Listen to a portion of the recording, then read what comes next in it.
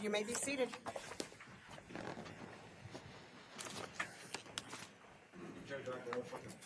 If, as we planned, I could just have a moment for a commercial break here before we get started. Not really.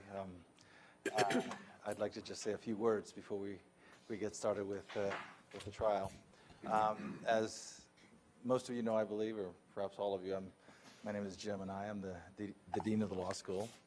And I'd like to welcome you all to this final round of the Carrigan Cup competition, which is the law school's premier student mock trial competition. This mock trial is made possible by the Carrigan Endowment, which was established by the generosity of Judge Jim Carrigan, the late Judge Jim Carrigan, his wife Beverly, and their children and friends. Sheila Carrigan, one of our distinguished judges this year, was particularly instrumental in establishing this competition. The endowment supports not only the Carrigan Cup competition itself, but also provides valuable student financial awards to the finalists and semifinalists each year. Additionally, the Carrigan Endowment provides programmatic support to the law school's national trial competition teams, which in recent years have won acclaim and recognition nationally and regionally. And it supports other needs in the student trial competition program to support external competitions around the United States. On behalf of the law school, I would like to thank the Carrigan family for their generous support of these and other activities. For this year's Carrigan Cup, 14 teams with a total of 28 student advocates competed this past weekend, Friday through yesterday, Sunday, in a series of rounds to select the most outstanding teams. This final round showcases the talent and hard work of our students as they prepare for their legal profession.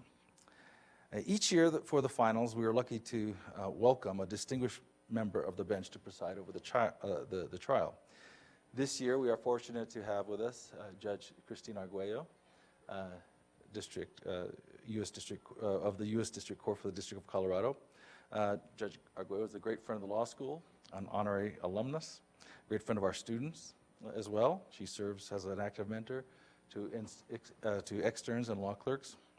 And she is an inspiration to many who dream of going to law school through her example and her community activities, including through the Si Se Puede, Law School Si Se Puede, or Yes We Can program, which she founded. We also have two additional judges scoring the teams. One is District Attorney for the 20th Judicial District, Stan Garnett. Welcome. District Attorney Garnett is a distinguished Colorado law alum and trial attorney who has worked in both the public and private sector throughout his legal career, always as a fearless courtroom litigator. Also serving as judge is Sheila Carrigan, proud daughter of Jim Carrigan. She is a courtroom litigator, former magistrate, judge, mediator, and counselor to families and children in Colorado through her law firm. Welcome. Thanks to each of these distinguished jurists for lending of their time and talents and expertise to this competition. We know that Judge Jim Carrigan would be proud of the accomplishments of all of the students who have participated in this competition. We thank the Carrigan family again and their friends for all their wonderful support for Colorado law through this competition and beyond. Finally, good luck to the participants. I know all four of you will make us proud. And with that, this trial is now called to order. Judge Christine Arguello presiding. All right, the court calls case number 051511. Counsel, would you please enter your appearances? My name is Amanda Miller. This is Ethan Tackett. We represent the appearances. You may.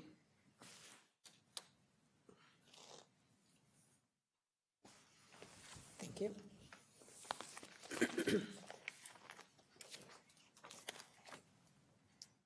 All right. You may be seated.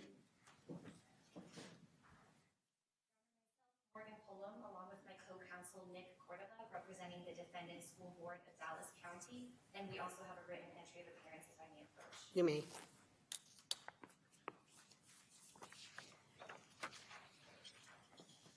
Thank you.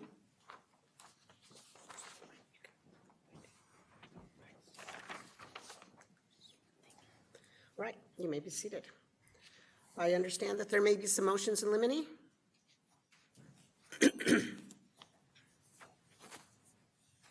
Yes, Your Honor. Mr. Tackett, you may proceed.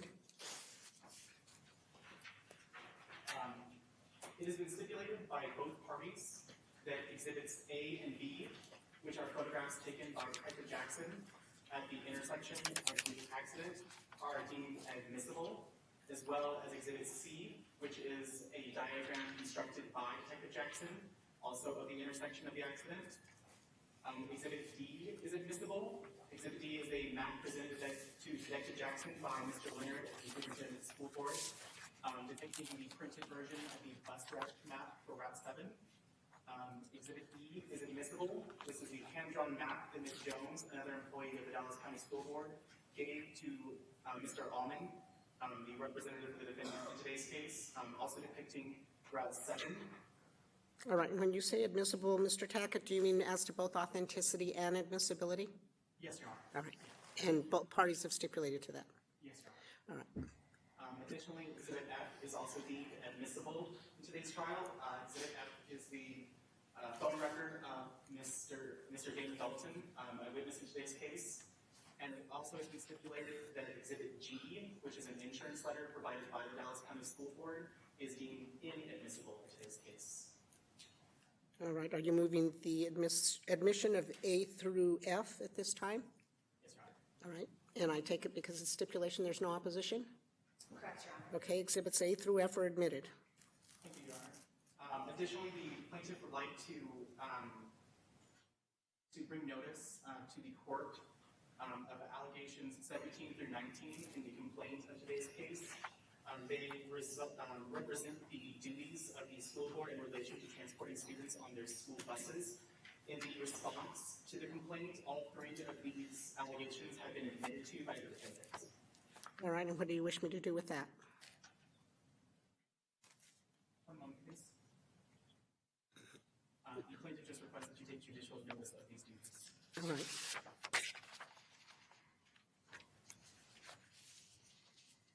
And I take it this is a jury trial? Yes, Your Honor. All right. All right, anything further? Nothing further from the plaintiff at this time. All right, Yes, Your Honor. First, just to give you a little bit of background on this case, this is a negligence case where the plaintiff is suing the school board of Dallas County for causing the death of Rebecca McGee.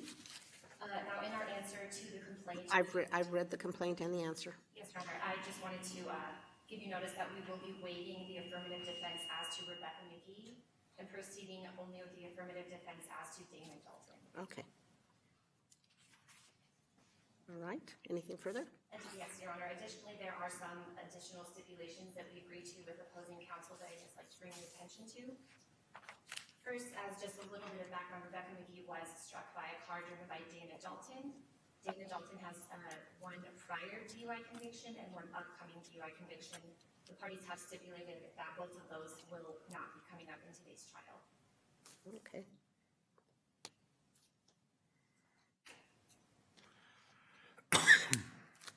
Anything further? Yes, Your Honor. Additionally, this case involves a school bus that was driven by a Chris Allman. Mr. Allman has a prior cocaine sale conviction, and we have stipulated with opposing counsel that that also will not be coming in today. Okay.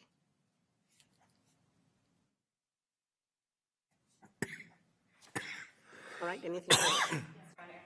Going back to Dana Dalton, the SUV driver, he was fired from his employment for his driving history. We have stipulated with opposing counsel that we will not be making mention of why he was fired, specifically because of his driving history. Okay. Anything further? Yes, Your Honor. Additionally, there was a prior case involving the school board of Dallas County where a student was killed after getting off a school bus. That case resulted in a settlement, and we have stipulated with opposing counsel that mention of the settlement itself and the outcome of that will not be coming in today. All right.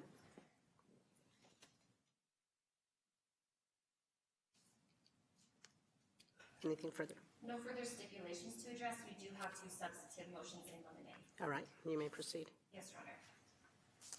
So our first motion in limine is in regards to the settlement that I mentioned a moment ago. For our motion in limine, we would also like to move to suppress any evidence of the underlying facts of that lawsuit, the facts that another student was killed and that case resulted in the settlement is already out, but we'd also like to keep out the underlying facts. Pursuant to Rule 401, 403, as well as 404B. With 401, we believe that it's not relevant in today's case. The facts are not, the other case did not involve Rebecca McGee, it did not involve the same bus driver, it didn't involve any of the parties in today's case, so the fact that this happened back then is not relevant. Furthermore, under Rule 403, we believe that the risk of prejudice if the jury hears about that the school was involved in something like this substantially outweighs any minor probative value that the fact that this happened before may have. And additionally, under Rule 404B, we believe that this would be used as improper propensity evidence, meaning that the school board, settled a case like this before and that there was an accident similar to this in the past, means it's more likely that they were also negligent in today's case. Right, response? Yes, Your Honor. Taking in order of the rules, under 401, we do believe that this is completely relevant to today's case. The prior accident did involve the Dallas County School Board and one of its employees, that being a bus driver. As far as the 403 objection, we do think that its prejudicial value does not outweigh its probative value. For the reasons under 404 that it did provide knowledge and opportunity regarding that accident to a detective that is being brought forward in today's case, knowing about the policies that resulted from said accident. Although we have stipulated that the lawsuit in of itself and the mention of a settlement is inadmissible in today's case, we believe the underlying facts are completely relevant and outweigh any prejudicial effects that it may be offered for. All right, and how is it relevant? When did that accident take place? The most that any party to this case knows is that it happened a few years ago. The exact date is unclear. However, as a result of this accident, policies were put into place regarding where at a busy intersection a school bus may stop to let off children, which the detective will testify to. All right, I will grant the motion in limine. You cannot mention the accident. However, you can bring up the fact that they changed that they have policies in place. But I don't find it relevant in terms of the factual situation, and it is, even if irrelevant, is more prejudicial than it is probative of anything in this case. Yes, Your Honor. All right, you had a second motion? Yes, Your Honor. This is also in regards to the prior incidents that took place, as opposing counsel mentioned, several years ago. During that investigation, first let me back up and give you just a little bit of context. During that investigation, we believe opposing counsel may try to elicit testimony that the school board made things difficult for witnesses to that accident. We would like to suppress any mention of the school board making things difficult for witnesses then.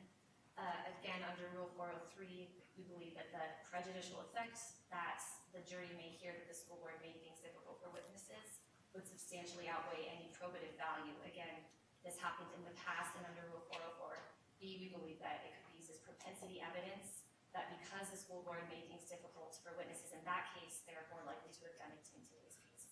All right, response? Yes, Your Honor. The information that was just elicited by counsel goes directly towards a witness that will be called today as far as how they felt regarding the accident.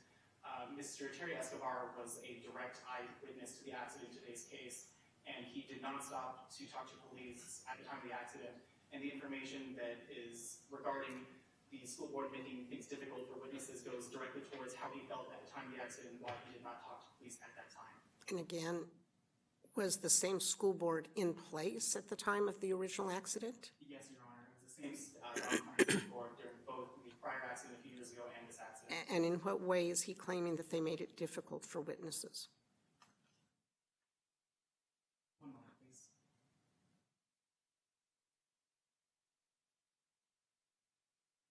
Your Honor, Terry Escobar is not going to testify as to how things were made difficult, simply that things were made difficult, and how that affected his decision not to talk to police at the time of the accident. All right, I'm going to grant the motion in limine. I believe that that is not really relevant unless the door is opened some way by defense counsel, and it is much more prejudicial than it is probative. Yes, Your Honor. Anything further? No, Your Honor. All right. Are we prepared to proceed with opening statements? Yes, Your Honor. All right, remember, these are opening statements. They are not argument. May I set up our demonstrative? You may.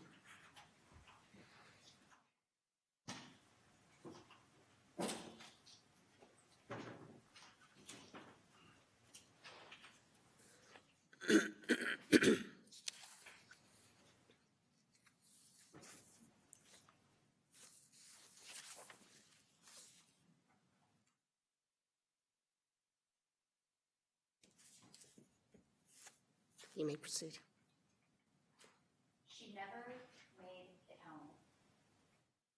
Every school day, Mr. and Mrs. McGee would get their daughters ready for school, put them on the bus, and send them on their way. Every day, around 3:30, the girls would be let off the bus, right in front of their apartment building, where they would cross the grass and go home. October 8, 2015, started out like any one of those normal days. But unfortunately for the McGees, only one daughter made it home that day. What the McGees didn't know is what was going on at the school that day. See, at the end of the school day, the school had too many bus drivers calling sick. A school that had given their word to the community that they would bus the children to and from school for free. They provided free transportation to their students. This school didn't have enough bus drivers. And so how did they handle that? They got a gym teacher to drive the bus, to drive Route 7, Rebecca McGee's bus. Now, this gym teacher, Chris Allman, had been teaching at the school for a couple years, but he didn't have a chauffeur's license, the license that you would need to drive a school bus legally. He had never driven a bus for the school district. And he was not familiar with the routes. And therefore he was not familiar with Route 7, that route he was driving that day.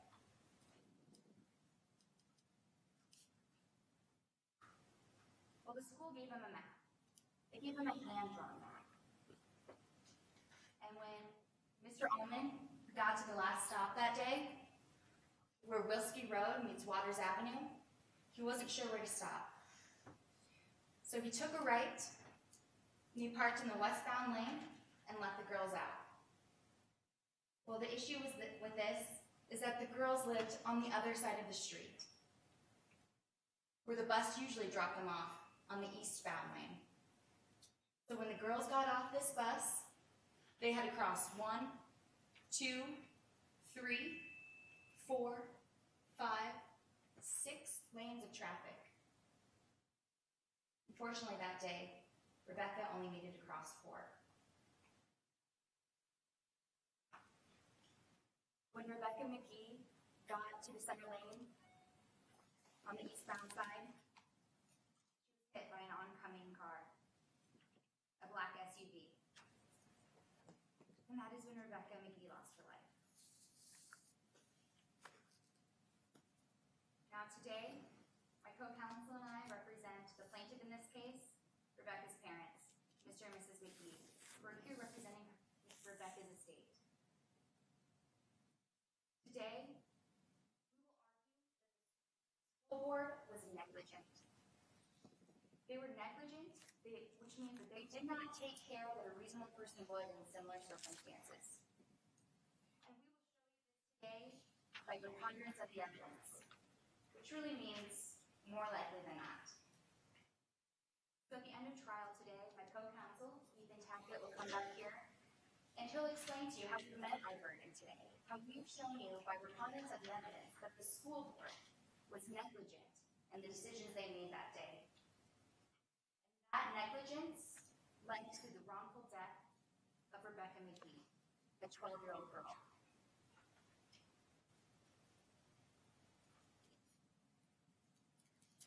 And that negligence that happened on October 8th, 2015 is why Rebecca McGee will never make it home.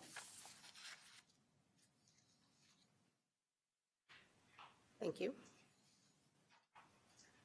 Defense, you may proceed. Permission to take this. You may.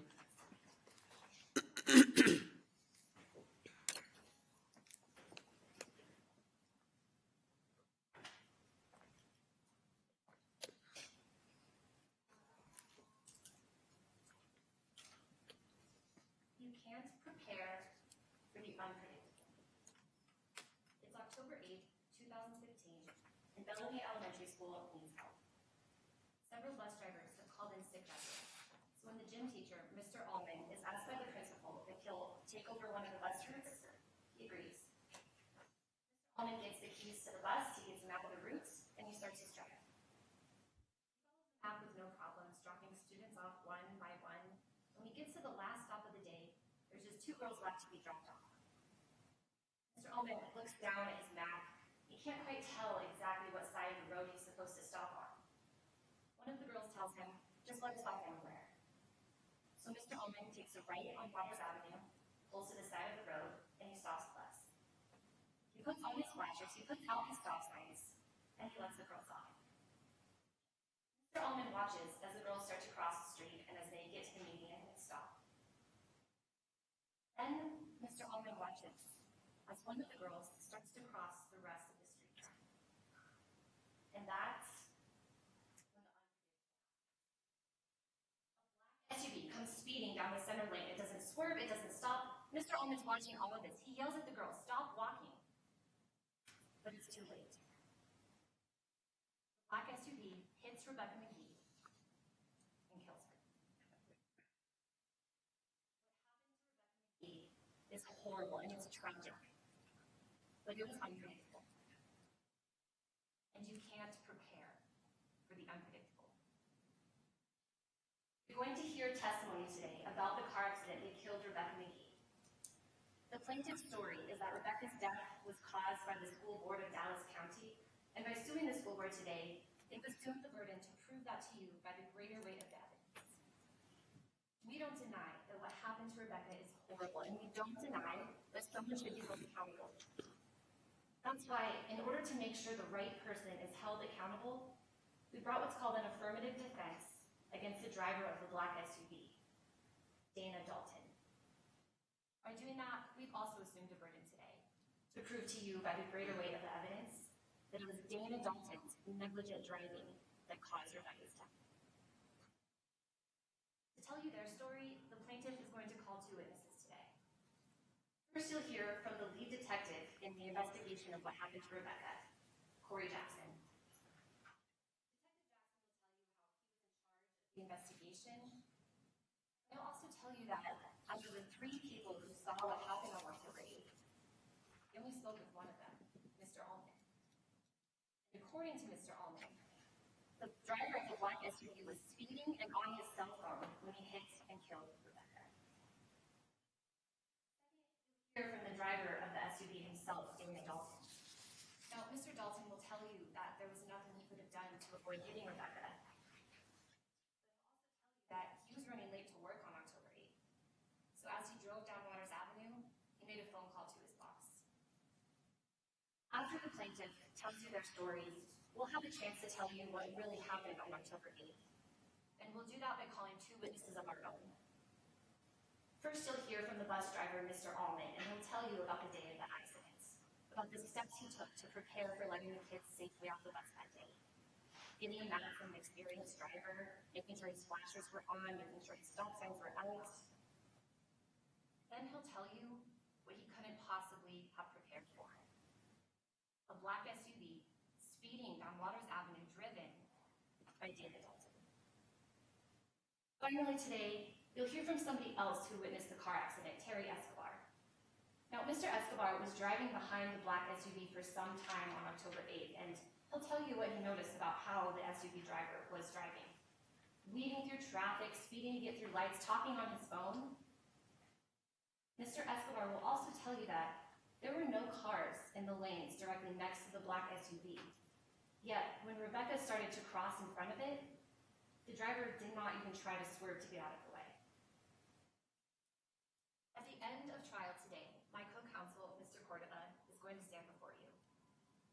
He's going to explain the law of negligence, and he's going to ask you to hold the right person accountable. Because what happened to Rebecca McGee is horrible, and it's tragic. But Dana Dalton, the driver of that black SUV, he was unpredictable. And you can't prepare for the unpredictable.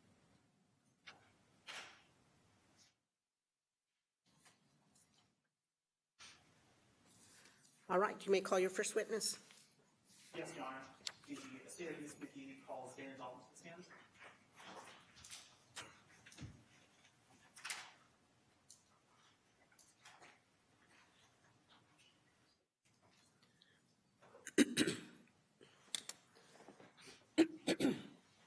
Mr. Dalton, please approach the witness chair, face me, and raise your right hand. Do you swear that the testimony you're about to give in the case now and hearing shall be the truth, the whole truth, and nothing but the truth, so help you God? I do. Thank you. Please be seated. Good afternoon. Could you please state your name, spelling your last name for the record? My name is Dana Dalton. Dalton spelled D-A-L-T-O-N. Mr. Dalton, where do you work? Well, right now I'm a student at Lone Star State University. What year are you in? I'm technically a junior. I've had to work to pay for school, so it's taken me a little bit longer. Where have you worked while in school, Mr. Dalton? I've worked for Pizza Express as a delivery driver. When did you work for Pizza Express? I worked there from June of 2015 until December of the same year. Mr. Dalton, how are you involved in today's case? Well, on October 8th, 2015, I was in the car when the accident occurred with Rebecca McGee. Mr. Dalton, I know it must be difficult to relive this occurrence, but I'd like to talk about the accident one step at a time. Where was this accident with Rebecca McGee? The accident was on Waters Avenue. What were you doing on Waters Avenue that day? I was on my way to work. I had gotten out of class at 2:50 p.m. and my shift had started, or would start at 3:30 p.m. the same day. Waters Avenue is the quickest way to get there. And what had you done on your drive down Waters Avenue? Well, during my drive to work, I had called my boss. I wanted to let him know that I was running a bit late and would be there shortly. When was this call? I don't know the exact time, but it occurred before the accident. Mr. Dalton, when did you first see Rebecca McGee on October 8th, 2015? I first saw Rebecca McGee with her sister on October 8th, 2015. They were getting off their school bus on the north side of Waters Avenue. And what did Rebecca and her sister do when they got off the bus? Right after Rebecca and her sister got off the bus, they crossed the westbound lanes of traffic to the median. Mr. Dalton, what did you think the two girls would do with the median? Well, I thought that the two girls would wait there until traffic had cleared before crossing the eastbound lanes of traffic. Did Rebecca and her sister stop at that median, wait at that median? Well, not exactly. What do you mean? Rebecca's sister waited at the median, but as I got closer, Rebecca ran out into the middle of the road. Again, I know this must be difficult, but what happened next? I remember hitting my brakes and hitting them hard, but I couldn't stop in time. I hit Rebecca. Mr. Dalton, why couldn't you stop? Well, I was driving around the speed limit, maybe a bit less, but there was just no time. She darted out right in front of me. What happened after the accident with Rebecca? I pulled over to the side of the road and got out. I was really shaken and really just in a state of shock. Mr. Dalton, I'd like to go back a little bit and talk about what you saw before Rebecca and her sister got off that bus.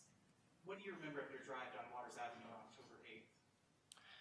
I remember on October 8th that the bus that Rebecca and her sister got out of was parked on what I thought was an unusual location on Waters Avenue. What do you mean by unusual? Well, Every time I had seen the bus before, it would let Rebecca and her sister out of the bus on the south side of Waters Avenue in the eastbound lanes. On October 8th, the bus was, it let both of them out in on the north side of Waters Avenue in the westbound lanes. How do you remember where the bus would usually let the girls off? Well, when I would drive to work, I would see the bus waiting on Wilski Road at the intersection with Waters. It would turn left and let the girls out on the south side of the street. But on October 8th, it turned right and let the girls out on the north side of the street. Mr. Dalton, besides the bus being in an unusual spot, what else, if anything, do you remember about it on October 8th, 2015? I remember that the bus on October 8th, it wasn't being driven by its usual driver. October 8th was the first time I had ever seen Chris Allman driving that bus. No further questions at this time. All right, thank you. Mr. Cordova, you may proceed. Your Honor.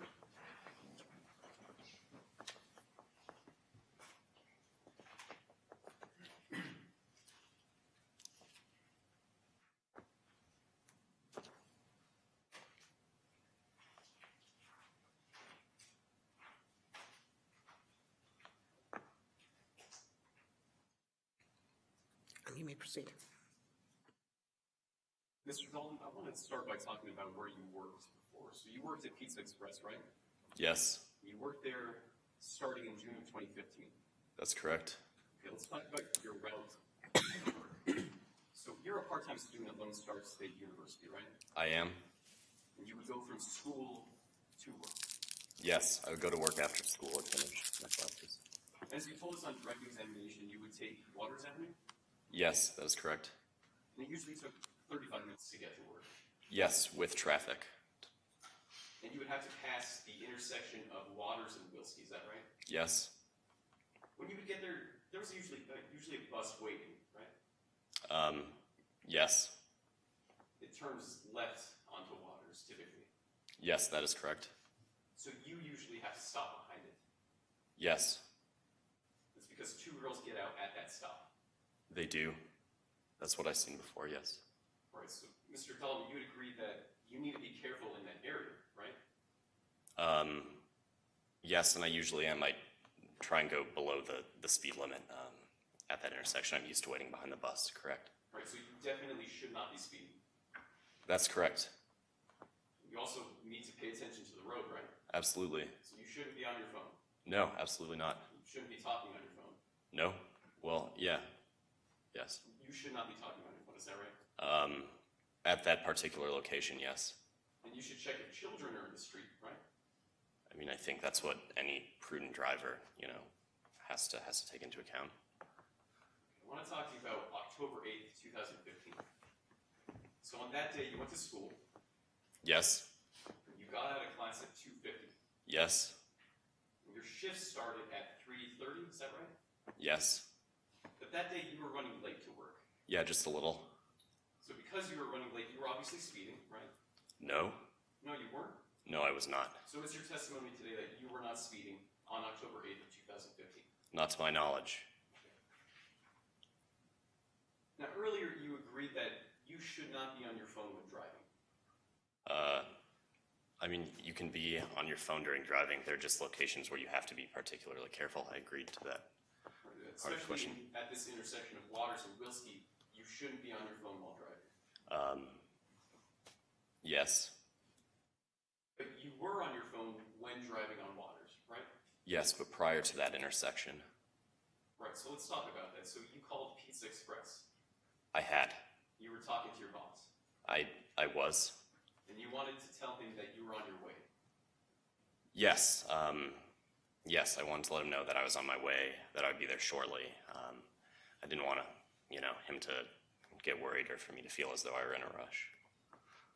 So you told us that you hung up before this accident happened, right? Yes, I had hung up before the accident occurred. And the accident happened at around 3:30, is that right? Around that time, yes. So it's your testimony today that you were not on your phone when the accident happened. Yes. Your Honor, I'm approaching opposing counsel. What is previously entered as Exhibit F? May approach the witness with the same. And just to clarify, Your Honor, so these were stipulated as admissible, or are they inadmissible? They've been admitted into evidence. Mr. Dalton, I'm handing you Exhibit F.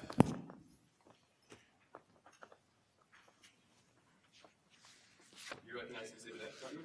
I do. This is a copy of your phone records. Yes, from October of 2015. Looks to be a fair and accurate representation of those records. It does. And this is of your cell phone, right? Yes, it is. Now, your boss's number for Pizza Express, it's 555-520-1046.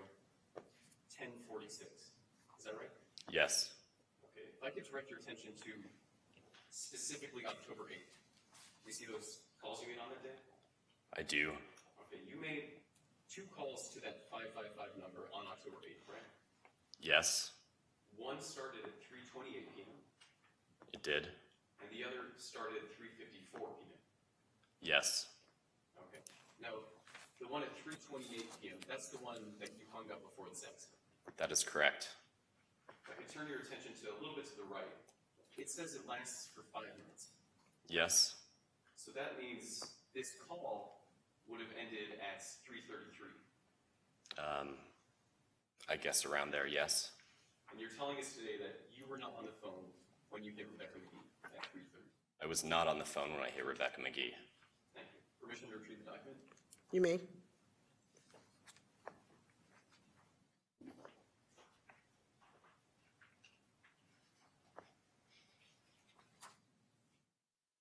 Mr. Dalton, you also agreed that you need to be paying attention in this area, this intersection, right?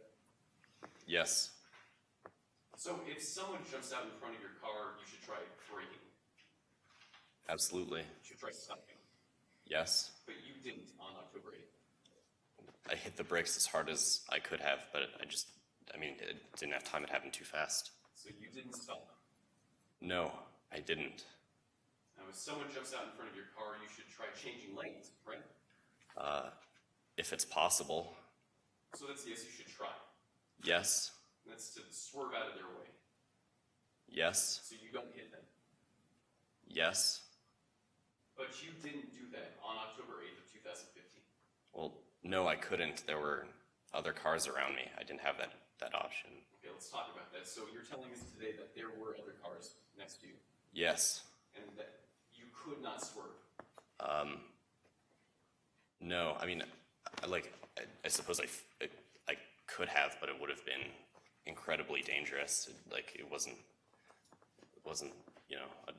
no, it wasn't a choice that I could make in that split second. Okay, so are you telling us today that there was a car to your immediate left? There was a car to my left. I can't tell you exactly where it was adjacent to me. And are you telling us today that there was a car to your right? There was a car to my right, yes. Thank you. No further questions at this time. Right? Redirect? Yes, Your Honor.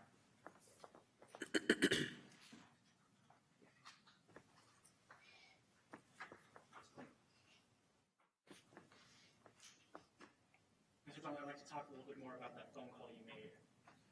When did you get off the phone with your boss?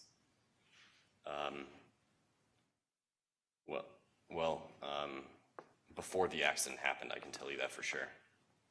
And you mentioned that the accident occurred around 3:30 p.m. When exactly was the accident? I can't tell you the exact time, just that it was around 3:30. And Mr. Dalton, I'd also like to talk to you about those cars around you. What happened to the other cars at the time of the accident? I don't know. I don't know. I suppose they kept on driving. No further questions. All right. May this witness be excused? Yes, Your Honor. All right, thank you very much, sir. You are excused. Plaintiff may call its next witness. Plaintiff calls Detective Jackson.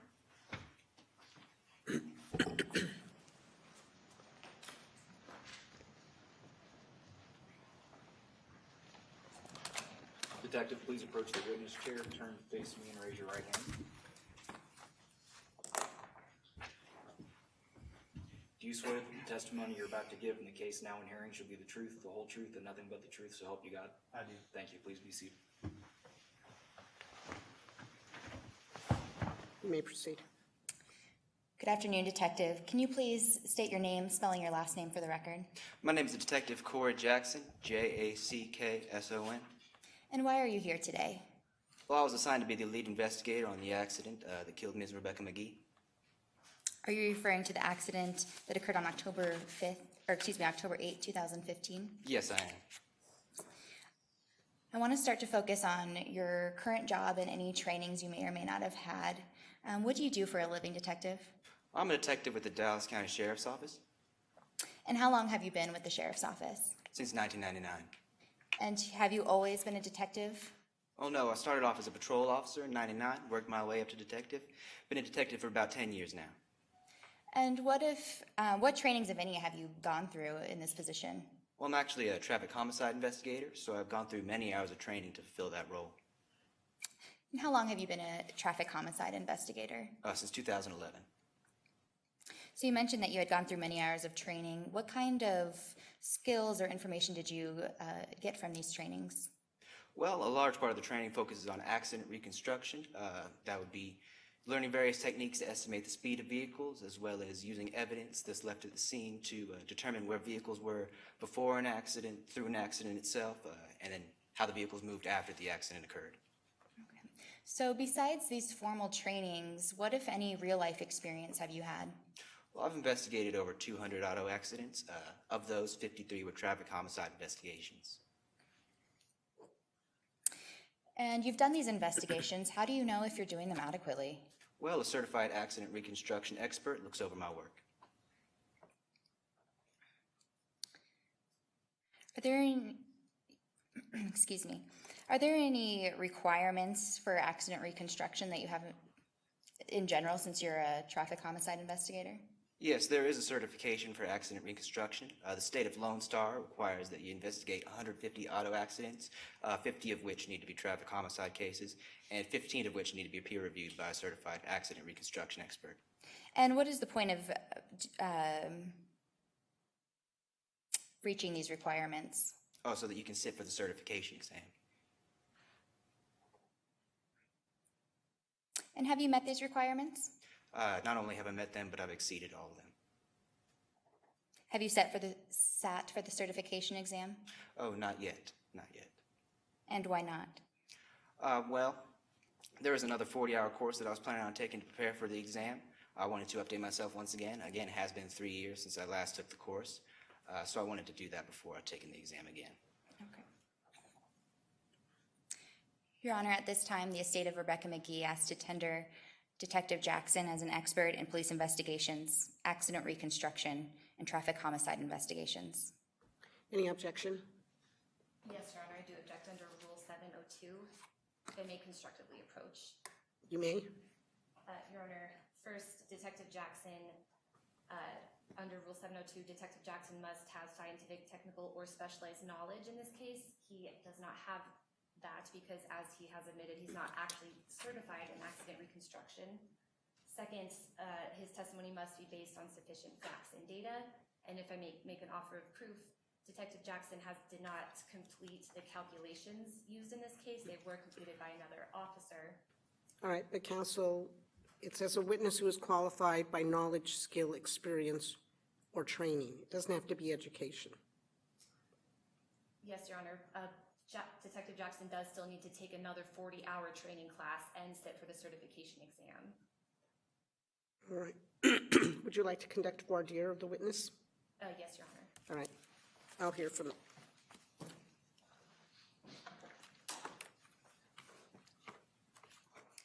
All right, Detective Jackson, you have taken 2 40-hour classes in accident reconstruction. Yes, in 2011 and 2014. You still need to take one more. Oh yes, I'd like to take one more to prepare for the exam. You still need to register for the exam. Oh yes, I have not done so. You still need to sit for the exam. That is correct. You still need to take the exam. That is correct. You still need to pass the exam. That is correct. So you're not actually certified yet because you've not taken this exam. No, not until I take the exam.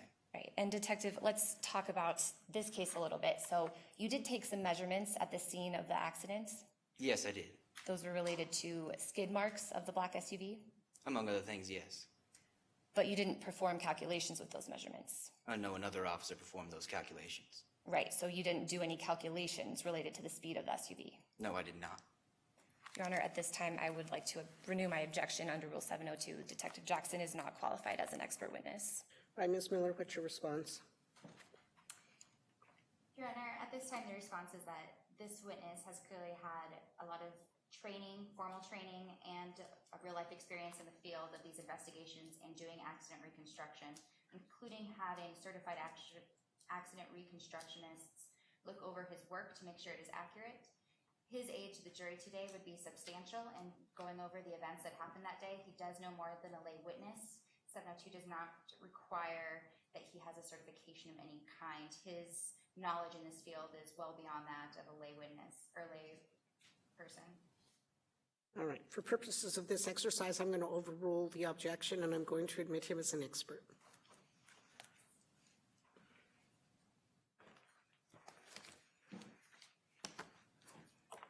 All right, Detective, let's turn our focus to the day of the accident.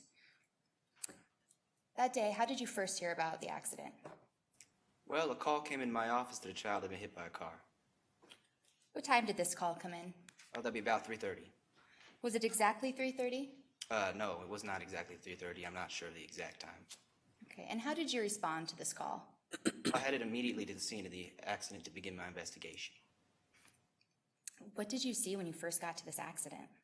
Well, when I arrived at the scene, EMS had already arrived, and a patrol officer had stopped the witnesses to keep them from leaving, and to make sure that the traffic had stopped in the area as well.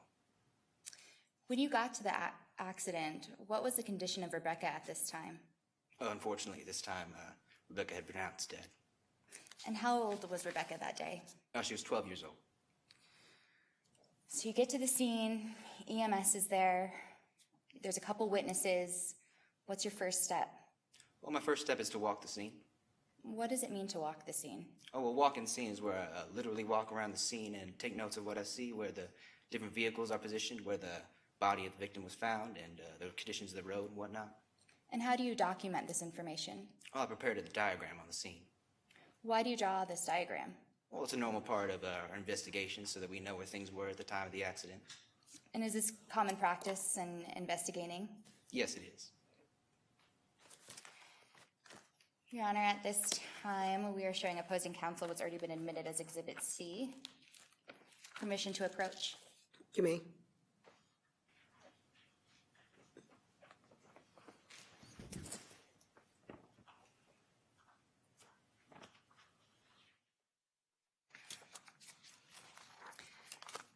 What have I just handed you? Oh, this is a copy of the diagram that I prepared that day. And looking at that diagram, could you give us just a general summary of what it shows? Well, it shows the scene of the accident, the intersection itself, as well as the different locations, the vehicles, the victim. Detective, I'm sorry, would it be helpful if we use a demonstrative for you? Oh, yes, that would be helpful. May I receive the demonstrative and set it up for the witness? Any objection? No objection, Your Honor. You may.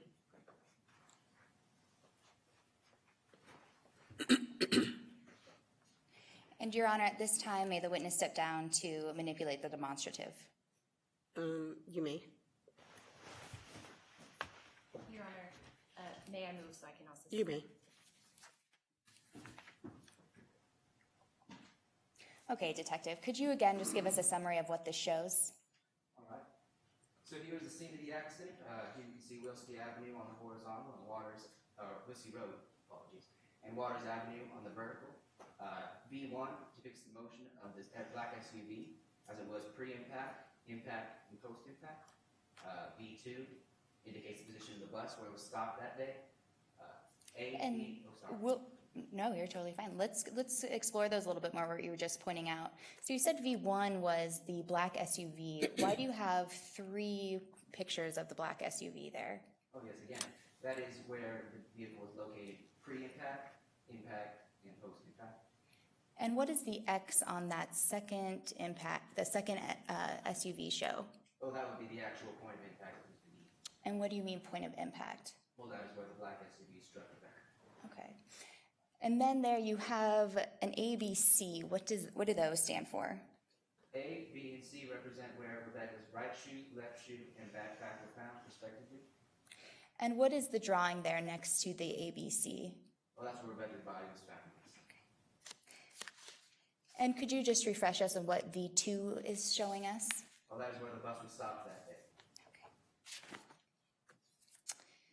May the witness take the witness stand again. He may. You may be reseated.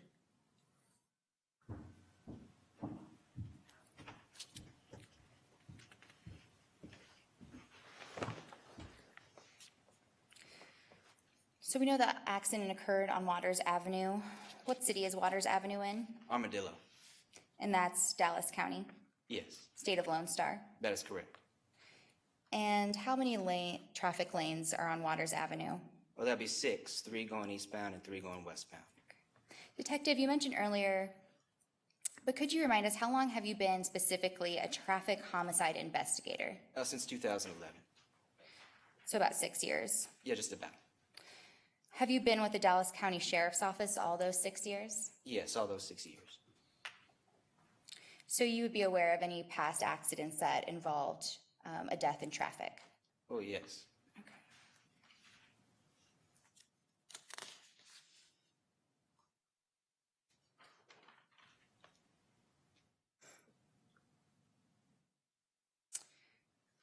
And investigating these deaths, you become familiar with some of the results of how those cases essentially have worked out?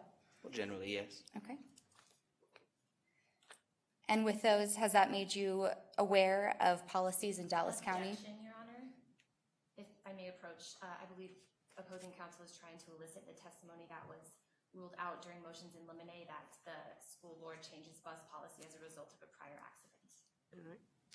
We are not asking about the prior accident at this point. We are going straight into the policies at this point. Right, what were the last two questions about then? So the last one, so I'm just laying foundation of how he would know these policies. Now, you're getting very close to the line.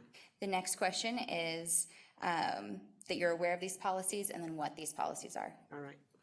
I will overrule the objection, but you were close to the line there. Right, you may proceed. So you're aware of these policies from the school board? Yes, I am.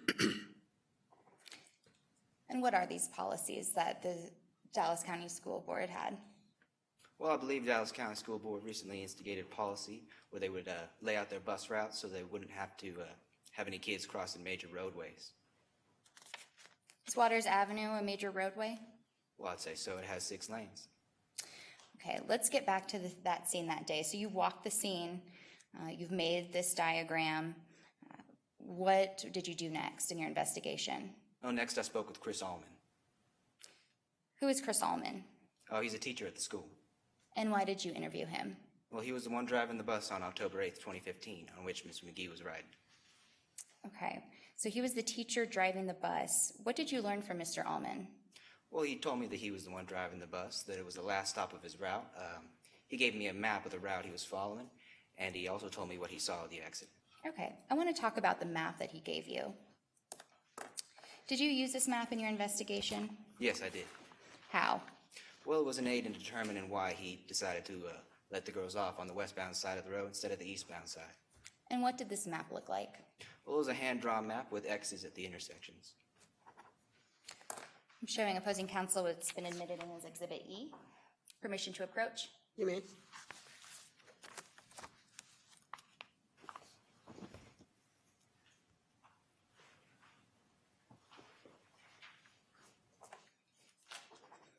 Do you recognize this map? Yes, I do. And how do you recognize it? Well, this is the hand-drawn map given to me by Chris Allman that day. Okay. And on the map, there are X's. What do those X's indicate? Oh, these indicate the stops that Mr. Allman should have stopped at. Okay, and is this the only map you had in your investigation? Oh, no, it was not. What other maps did you find? Well, there was another one given to me by Mr. Leonard, the district superintendent. And when did you get this map from Mr. Leonard? When I was interviewing him, I wanted to see if there are any other possible maps for the Route 7. Okay. This time I'm showing opposing counsel what is Exhibit D.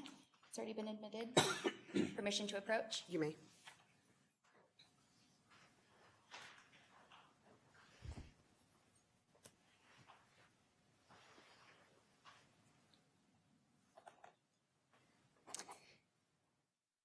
And how do you recognize this map?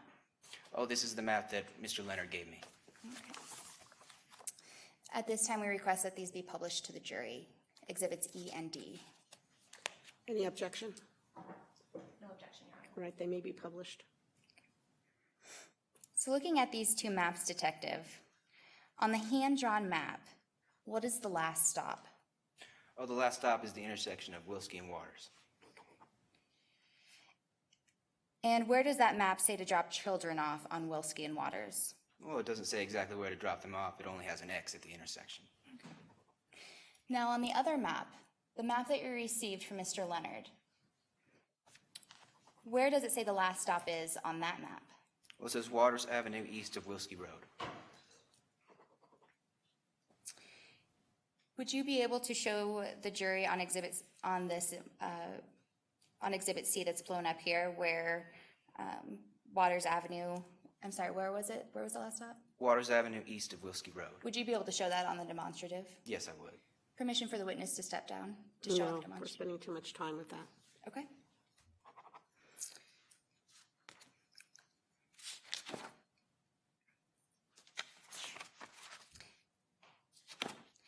Detective, how many stops are indicated on the hand-drawn map? That'd be 7. And how many bus stops are on the map that the superintendent gave you? 8. And how do you know that? Well, they are labeled and numbered 1 through 8. And which map did Mr. Ullman use when he was driving the bus? Well, that would be the hand-drawn one. All right, let's talk about your discussion with the driver of the black SUV. Did you speak with the driver? Yes, I did. And who was that driver? That'd be Dana Dalton. Did Mr. Dalton provide you with information? Oh, yes. How did Mr. Dalton seem at the time that you spoke with him? Oh, he seemed quite shaken. He was shaken. He had red eyes, and he seemed pale. Did he exhibit any actions that made you question his ability to operate a motor vehicle? No, he did not. There were other witnesses on the scene that day. How many other witnesses were on the scene? There were 2 other witnesses. And why didn't you interview them before they left? Well, the patrol officer was supposed to have done that, but as it turned out, he had not.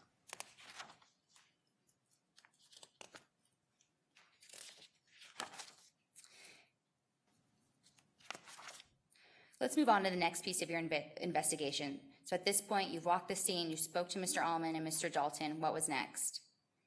Well, after that, I continued the work that I would do at the scene of any homicide investigation. And what does that include? Well, that includes taping off the scene so that I can take measurements and take photos. And did you take photographs? Yes, I did. And are those photographs here with us today? No, they are not. And why not, Detective? Well, after I had taken the photographs at the scene of the crime on the day of the accident, there was an accident with my camera and the film was exposed. So I went the next day to take some more pictures of the scene. Okay. And what pictures did you take that next day? Well, I took pictures of the intersection going eastbound or westbound. Detective Jackson, do you have an expert opinion on what caused Rebecca's wrongful death on October 8th, 2015? Yes, I do. And what is that opinion based on? That opinion is based on all the investigative work that we've discussed here today, as well as my interviews with individuals that we've also discussed here today. And what is that expert opinion? Well, I believe the majority of the fault lies with Chris Allman. He should never let those 2 children off. If I may have just a moment. Your Honor, if I may constructively approach, You may. Detective Jackson just gave a legal opinion by saying that the fault belongs to the bus driver. All right. Response?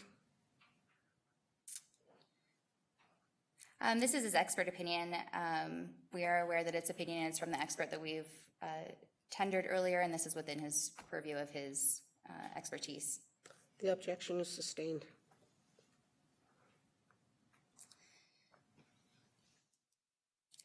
Can you tell us your expert opinion in different words, please?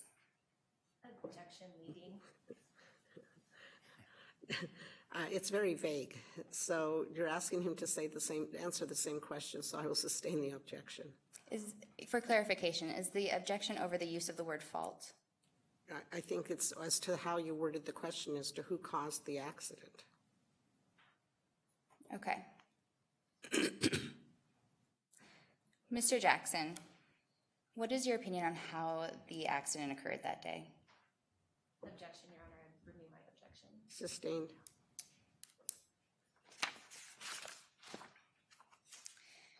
Detective, you took some measurements that day. You mentioned some measurements that you had taken after you taped off the area. Yes, there were some measurements. And what did you do with these measurements? Well, I handed them off to another officer to perform necessary calculations. What kind of calculations are performed on these measurements? Well, these are calculations that we learn as part of our accident reconstruction training. They involve taking into account the drag coefficient of the road surface, as well as the braking efficiency of the vehicles, as well as the pre-impact and post-impact skid mark length. And what did these calculations tell you? Well, they told us that the driver of the SUV was traveling between 39 and 44 miles per hour. What's the speed limit of Waters Avenue on the day of this accident? 40 miles per hour. Was the driver of the SUV speeding? Well, we can't tell. Why not? Well, because according to those calculations, they could have been slightly below the speed limit or slightly above. No further questions at this time. All right, thank you. Ms. Plum?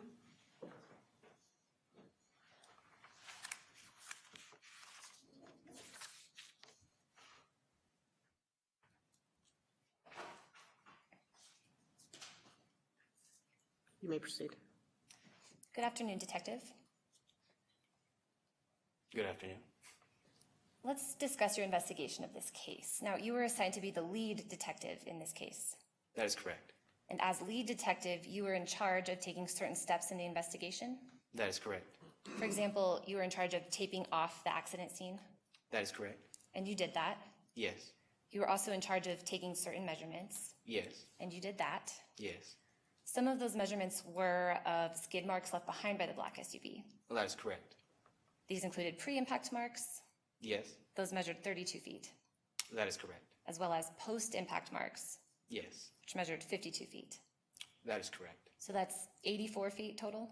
Yes. Now, you personally didn't do any calculations with these measurements No, I did not.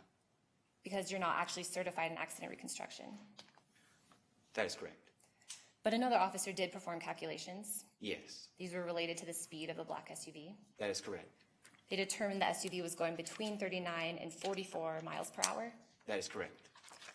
And the speed limit on Waters Avenue is 40 miles per hour. Yes. Detective, let's talk about some of your other duties as lead detective.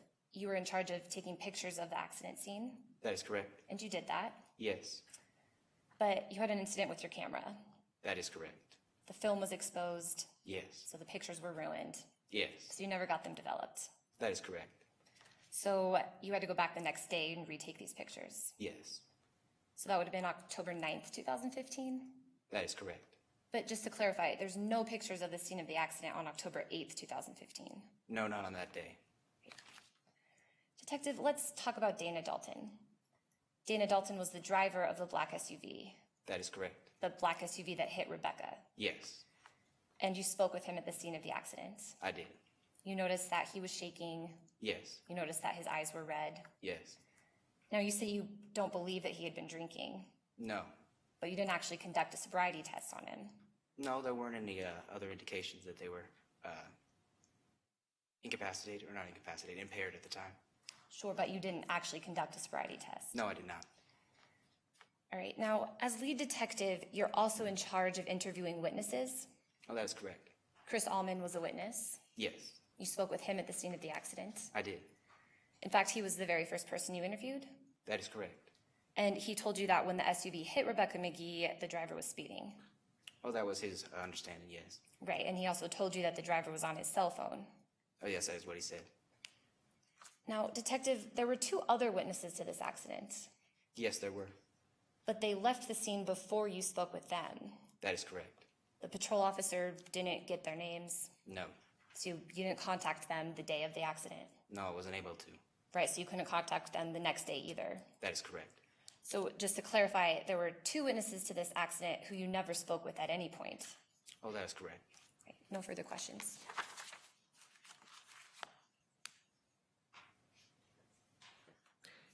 Any redirect? Yes, Your Honor. Detective, we've established how Mr. Dalton looked that day. What did those signs of red eyes and shakiness imply to you? Well, it seemed to me that he was in a state of shock.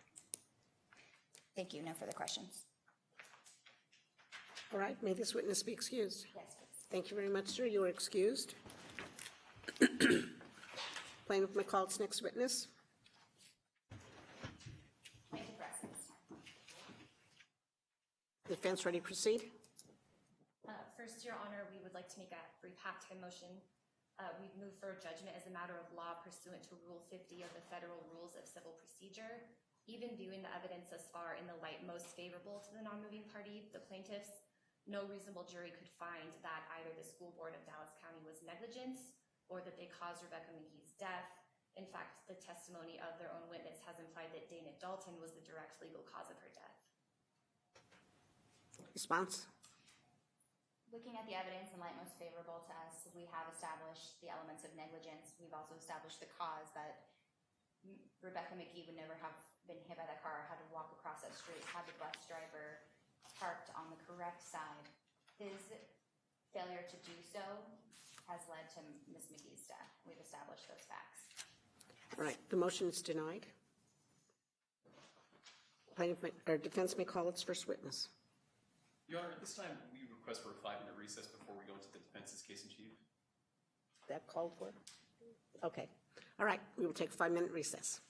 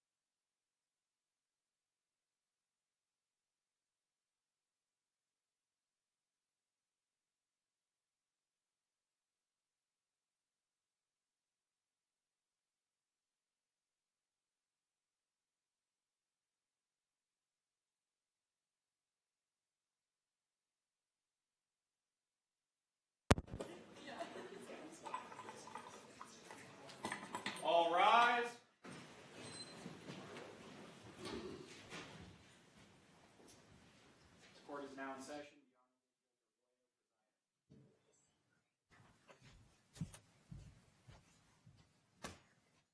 You may be seated.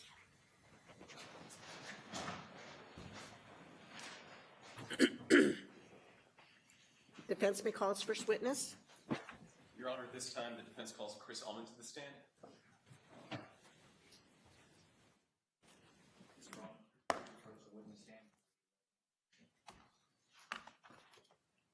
Do you swear that the testimony you're about to give in the case now in hearing shall be the truth, the whole truth, and nothing but the truth, so help you God? I do. Thank you. Please be seated. You may proceed. Can you please introduce yourself to the jury and spell your last name for the record? Chris Allman, Allman. Mr. Allman, what do you do for a living? I'm a physical education instructor. And where do you do that? The Dallas County School Board. Have you always worked for the Dallas County Public Schools? Not always. Before that, I was a professional football player. Oh, how'd you leave? Bad knees. Okay. Well, when did you actually start working for the Dallas County School Board? 2013. What did they hire you as back in 2013? They hired me as a physical education instructor. I want to fast forward to 2015, specifically October 8th. Did you teach PE that day? I did. And did you teach the entire day? I did. I taught all my classes that day. Okay, what happened after class got out? After my classes got out, Mr. Burchill, the principal, called me into his office. Did Mr. Burchill tell you why he was calling you in his office? Yeah, he told me that several bus drivers had called in sick and they needed someone to drive a bus. So what did you say? I wanted to be a team player, so I said I could drive it. Mr. Allman, did you end up driving a bus that day? I did. Well, had you ever driven a bus for the school? I had not. So then how did you know where to go specifically when you were? Mr. Burchill told me to go to Miss Jones, a longtime bus driver for the school district. She drew me a map. And what was this a map of? This was a map of Route 7, and it told me where to go. What did Miss Jones draw on that map? She drew several streets with names and stops, and I stopped on those routes. Mr. Allman, how many stops did Miss Jones draw on that map? 7. Okay, and which stop did the accident happen at? This accident happened at stop 7. So did you do stops 1 through 6? Yeah, stops 1 through 6 went perfectly fine. What do you mean perfectly fine? Kids were acting normal. All the kids got home safe through stops 1 through 6. Okay, let's talk about that 7th stop. So where was that 7th stop? The 7th stop was on Wilski and Waters. Mr. Allman, where did you stop at that intersection?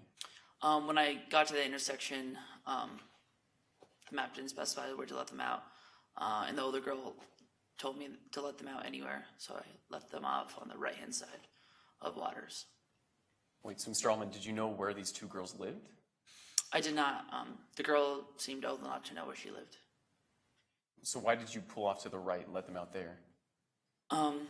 Again, going down Wilski, took a right on Waters, knowing that the traffic behind me could stop, and I know they could wait at the median. So after these two girls got out, what did they do? The two girls got out, and they walked to the median. The little girl stopped at the median, but Rebecca, she just kept walking. Yeah, I saw the traffic coming, and there was a black SUV that appeared to be speeding.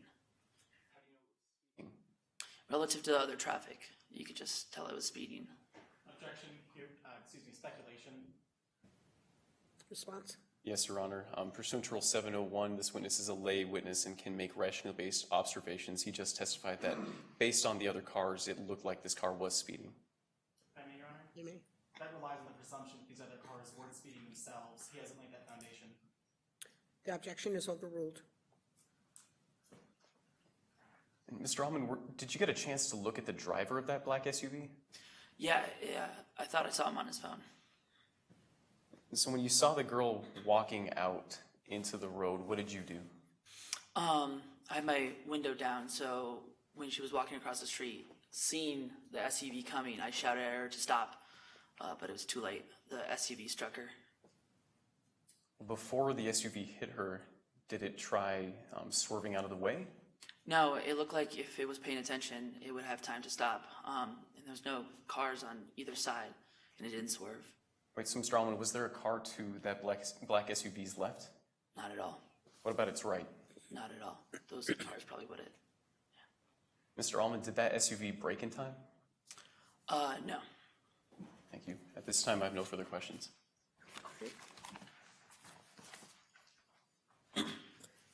Cross-examination? Mr. Tackett, you may proceed.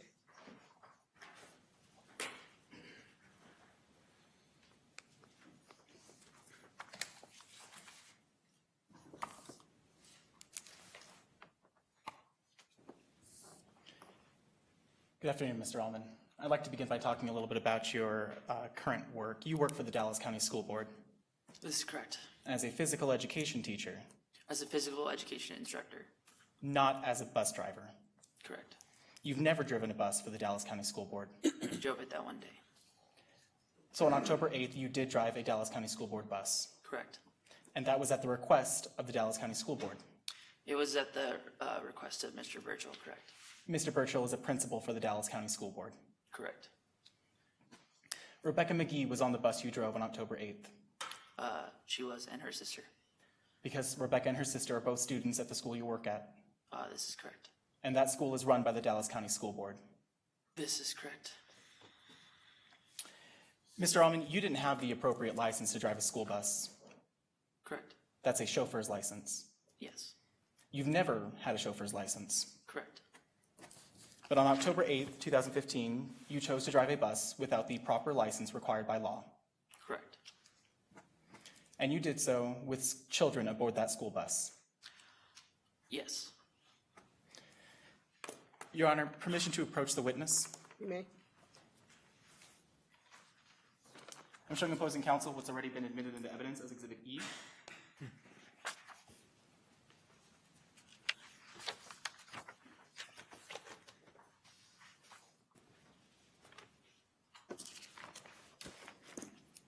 Mr. Allman, this is the hand-drawn map that Ms. Jones gave to you. Correct. This is the map. And you followed this map on Route 7. Correct. I did all the stops. But this is not a printed map. Correct. It is not a printed map. This is not a published map. I don't believe so. The Dallas County School publishes maps online. Yes, I have heard that. Before you left school that day, you didn't ask for any clarification on that map. That is correct. That map does not show at the last stop where to drop off Rebecca and her sister. It has an X with the number 7 on Wilski and Waters. At that intersection of Wilski and Waters, that map does not show where to drop off the two girls. It specifically does not tell you where. That same map does not specify at any stop along Route 7 where to stop the bus to drop off children. That is correct. Your Honor, permission to approach the witness? You may. Showing opposing counsel what's already been admitted into evidence as Exhibit D.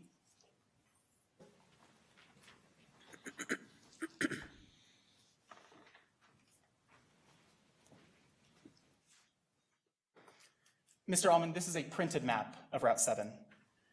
Yes, it says bus route 7. And this printed map has 8 stops on Route 7. Correct. And you know that because all 8 stops are listed at the bottom. Yes. Although I can't see them clearly on the map. But that printed map lists all 8 stops at the bottom. Correct. Exhibit E, the hand-drawn map, only shows 7 stops on Route 7.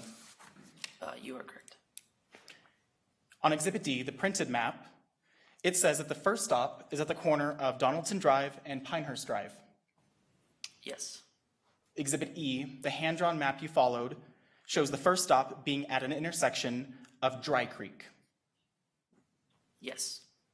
Exhibit D, the printed map, says the fourth stop at the is on the corner of Hickory Creek and Pinehurst Drive. What stop again? I'm sorry. The fourth stop. The fourth stop. Yes, correct. Exhibit E, the hand-drawn map, shows the fourth stop being at the intersection of Oak. Correct. And on October 8th, 2015, you followed the hand-drawn map. Yes. The one that Ms. Jones drew me. And when you got to the intersection of Wilski and Waters, you turned right Correct. because it would stop 3 lanes of traffic.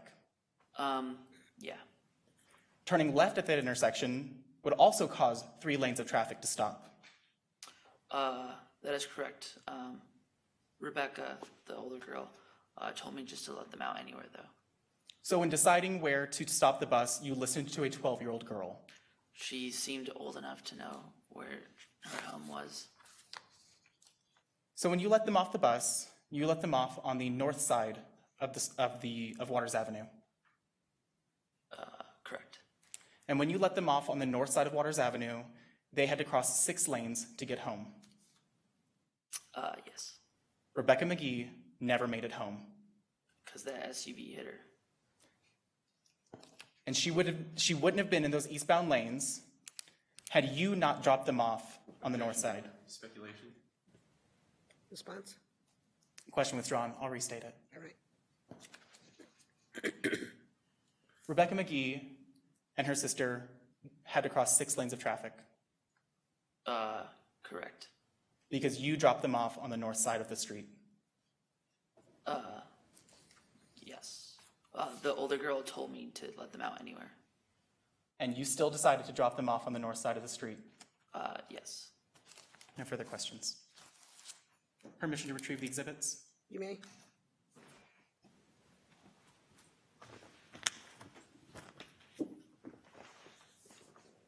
Redirect. Briefly, Your Honor.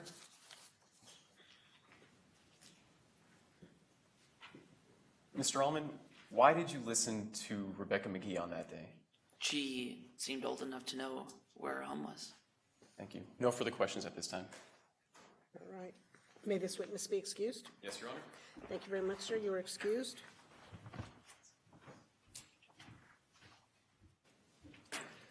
Defense may call its next witness.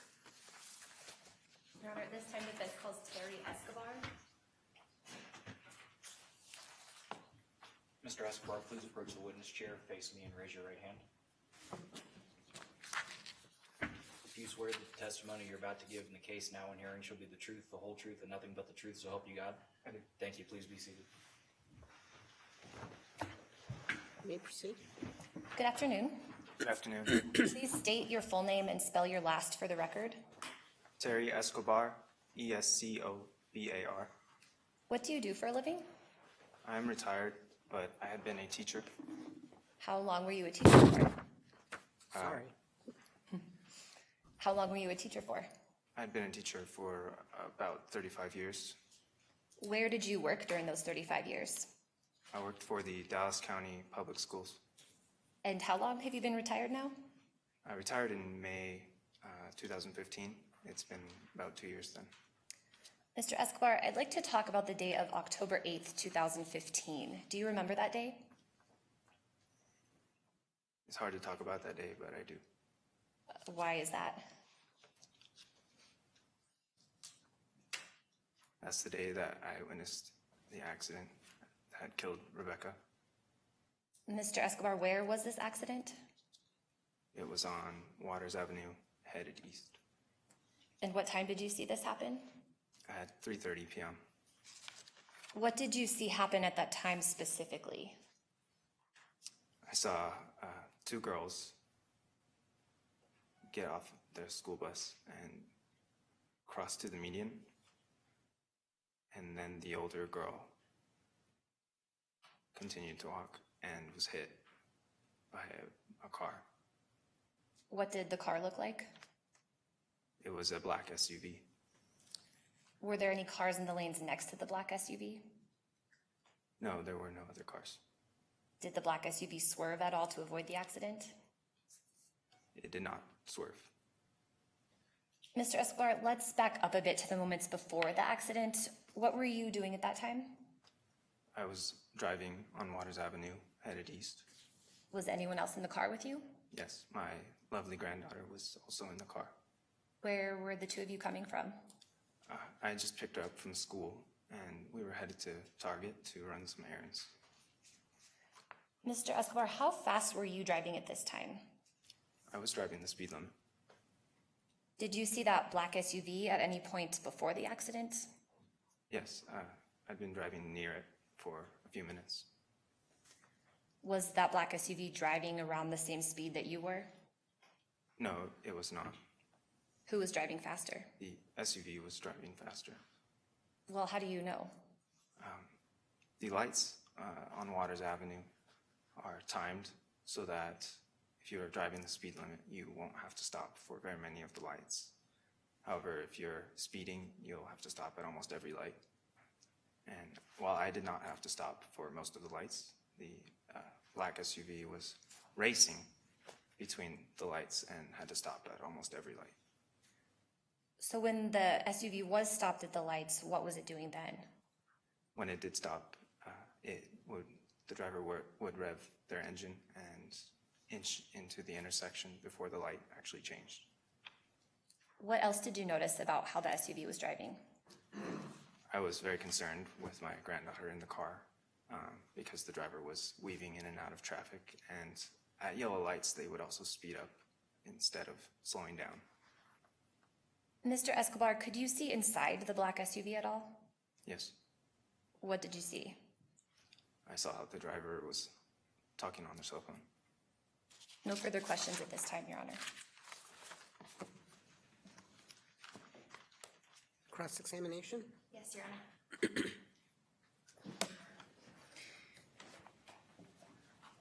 Mr. Escobar, you said that you were concerned while you were driving down the road Yes, I was. because of how the black SUV was driving. Yes, that is correct. And my granddaughter was also in the car. so- Yeah, and you had your granddaughter in the car. But you didn't pull over to the side of the road? No, I In fact, kept you, on my road. We were headed to Target. okay, and you kept up with that black SUV all the way down the road? Yes, as I said, the lights helped. Okay, so even though that SUV concerned you, you continued to drive down the road with the SUV? Yes, I want to talk about what you saw that day. So you did see, unfortunately, the black SUV hit Rebecca that day. yes, I did see the accident. But you did not stop after you saw that accident. My granddaughter was in the car, and it was horrifying for me to see. I didn't want her to see any of the accident. So when you were behind that black SUV, you were behind the black SUV, I was driving near it, yes. and you saw it hit a little girl, Yes, you kept driving. yes. And you did not go back and give your name to the police? I didn't want to have to relive that. And part of the reason that you didn't stop with the police is because you didn't want to get involved with the school board. Objection, Your Honor, if I may approach. Me? I believe this goes to what we had discussed in motions in limine about the school board making things difficult for prior witnesses. Response? This is the last question, and that I'm not getting into anything regarding witnesses. All right, but you stepped close to the line last time, don't step close to it this time. Overruled. I want to talk about what you saw regarding the school bus that day of the accident. You thought it was unusual that the bus was on the westbound side of the road? Yes, And Waters Avenue is a major road. yes, I suppose so. And you saw the girls have to cross all the lanes of that road. Yes, I did see. You said on direct that the driver of the black SUV was driving kind of erratically. It was driving in and out of traffic, and Okay. And you had seen it speed up through a couple yellow lights? yes, And you had testified that even though the driver was speeding, but because of the way those lights are timed, you could keep up with them. Yes, that's true. You knew how the lights were timed on that road. I noticed, yeah.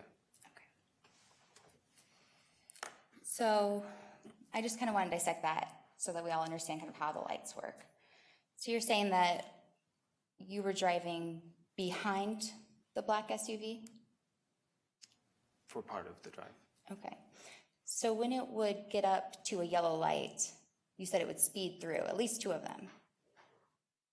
Yes, at least two of the lights the SUV sped through.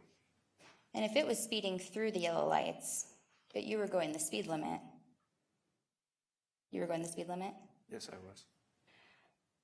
that would mean that you would be stuck at that red light. That happened occasionally. And that now the black SUV has continued down the road Yes, to the next light. yes, And you're claiming that you could still keep up with that black SUV, yes. even though you were a light behind that SUV? It turned out that he had to stop and I would catch up again.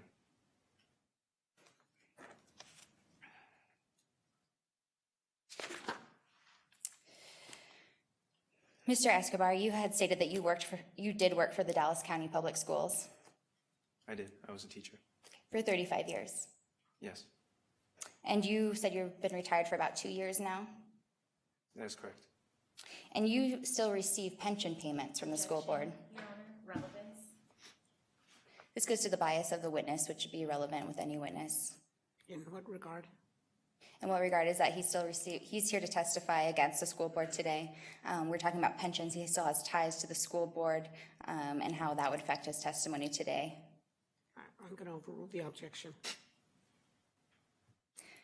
Mr. Escobar, you still receive pension payments from the school board? I've earned my pension from working there, yes. No further questions. Right, redirect? No redirect, Your Honor. All right, may this witness be excused? Yes, Your Honor. All right, you may be excused, sir. Thank you, Your Honor.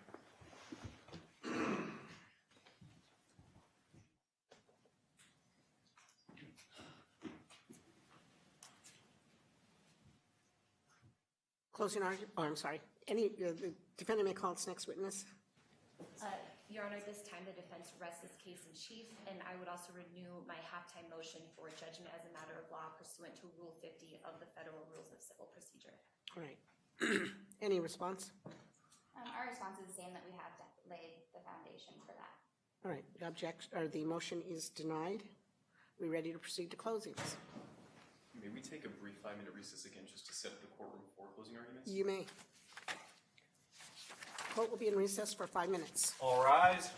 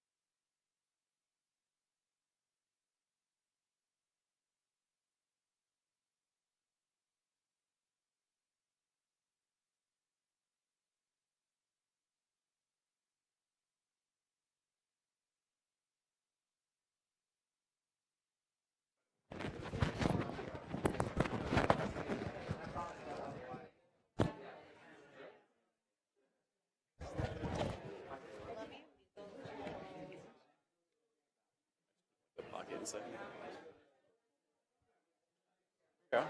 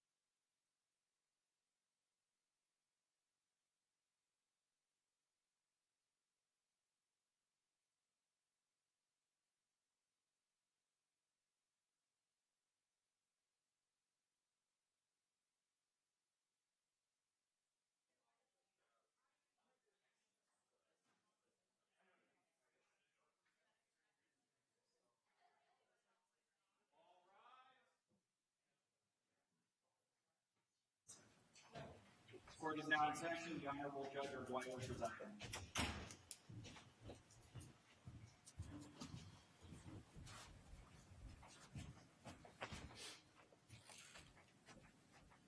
You may be seated.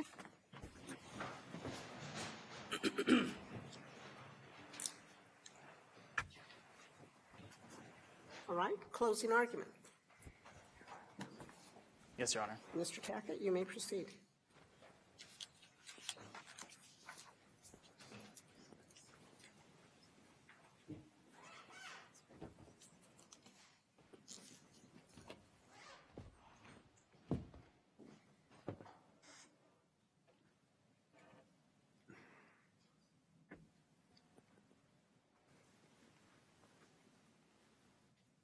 She never made it home.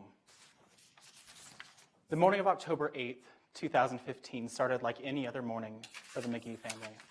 Rebecca and her sister got up, got ready for school, took the bus, and when they got to school, their day was normal as well.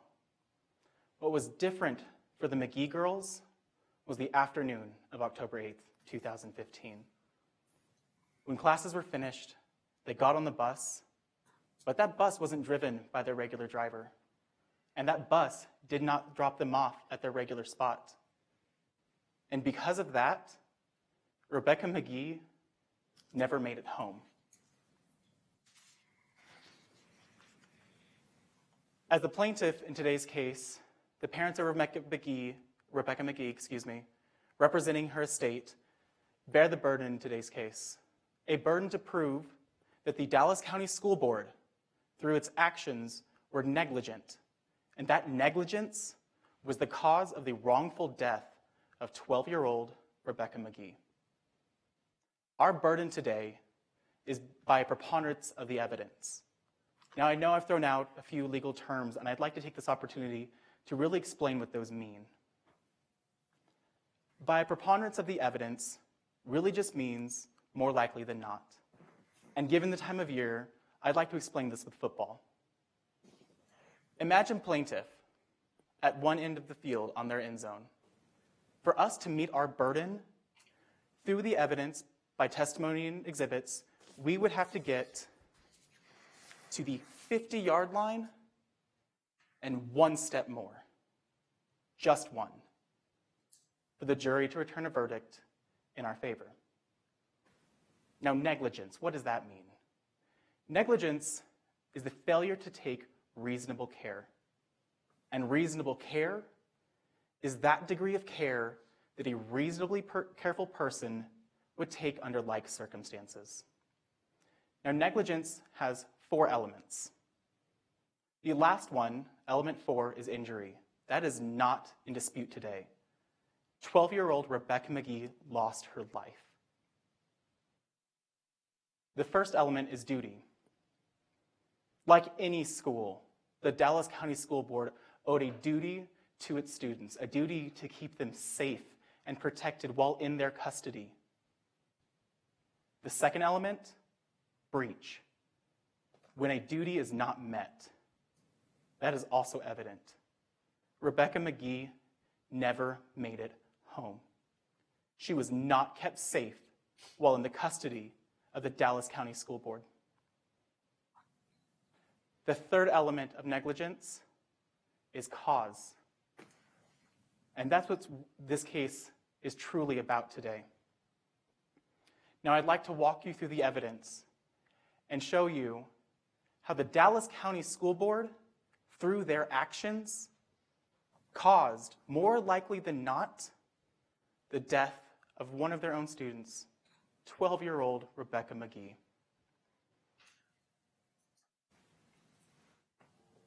But the cause of her death doesn't start at the intersection of Wilski Road and Waters Avenue. It starts many hours before that, at the school itself. On October 8th, 2015, too many bus drivers called in sick. And the Dallas County School Board did not have enough properly licensed, properly trained, familiar with the route bus drivers to take their place. Who did the Dallas County School Board ask to replace this bus driver? A PE teacher, a physical education instructor. Mr. Allman, that physical education instructor, was not a licensed bus driver. He did not have a chauffeur's license, the same license required by law to drive a school bus with children on board. Mr. Allman had never driven a bus for the Dallas County School Board. No experience in that regard. And Mr. Allman was unfamiliar with the route Rebecca McGee and her sister rode, Route 7. In fact, you heard him testify today. He took a hand-drawn map from the school. Not a printed map, not a published map, even though he knew published maps could be found online. You heard him talk about these maps today. A difference in the number of stops, a difference in the location of stops, that these maps were not the same. Yet he chose to follow a hand-drawn map to take children home from school.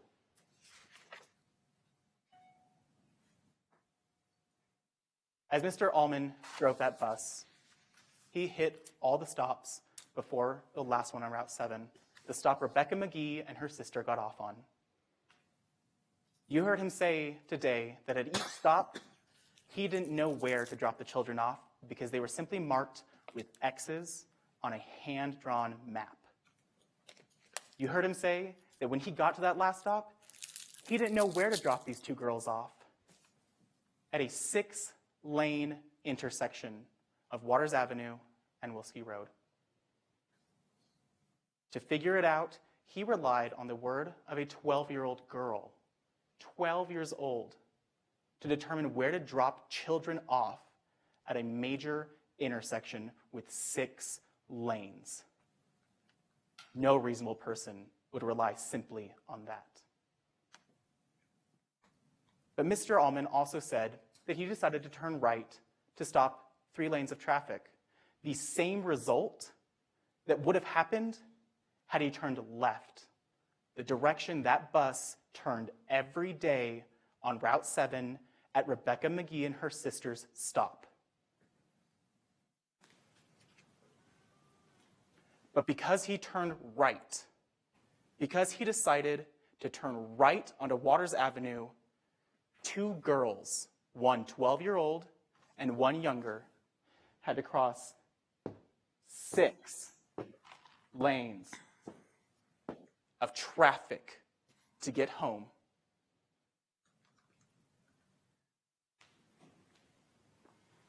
Members of the jury, the actions taken by the Dallas County School Board are the reasons that Rebecca McGee never made it home. When you go back to the jury room to deliberate, I ask you to consider the evidence presented before you today, including the witnesses that were brought forward. Plaintiff presented an eyewitness to the scene. Unfortunately, the driver of the SUV that hit Rebecca. But we also presented an expert in traffic homicide investigation and accident reconstruction, an expert who did what he was supposed to do by taking measurements, having calculations performed, and determining how the accident happened. Who did the defendant, the Dallas County School Board, present as witnesses? A current employee and a former employee, both with ties to the Dallas County School Board. Ladies and gentlemen of the jury, the plaintiff has met its burden today. And I ask that when you return with a verdict, you deem the actions taken by the Dallas County School Board to be negligent, and that those negligent actions caused the wrongful death of Rebecca McGee. Because it is the Dallas County School Board's actions for why Rebecca McGee never made it home.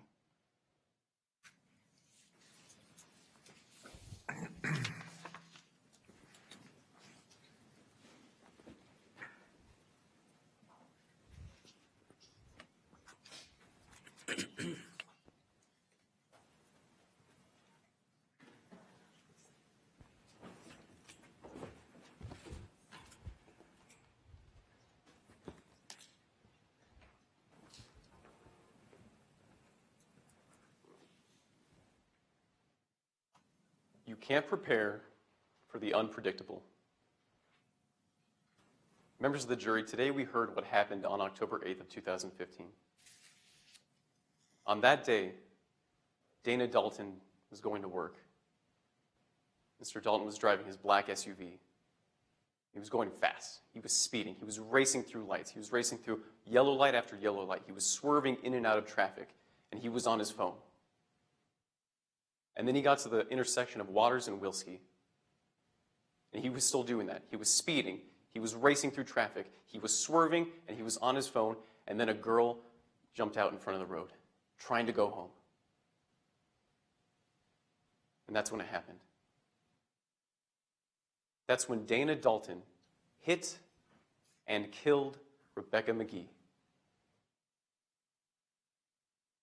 And today, the plaintiff wants you to believe that the school board is at fault today.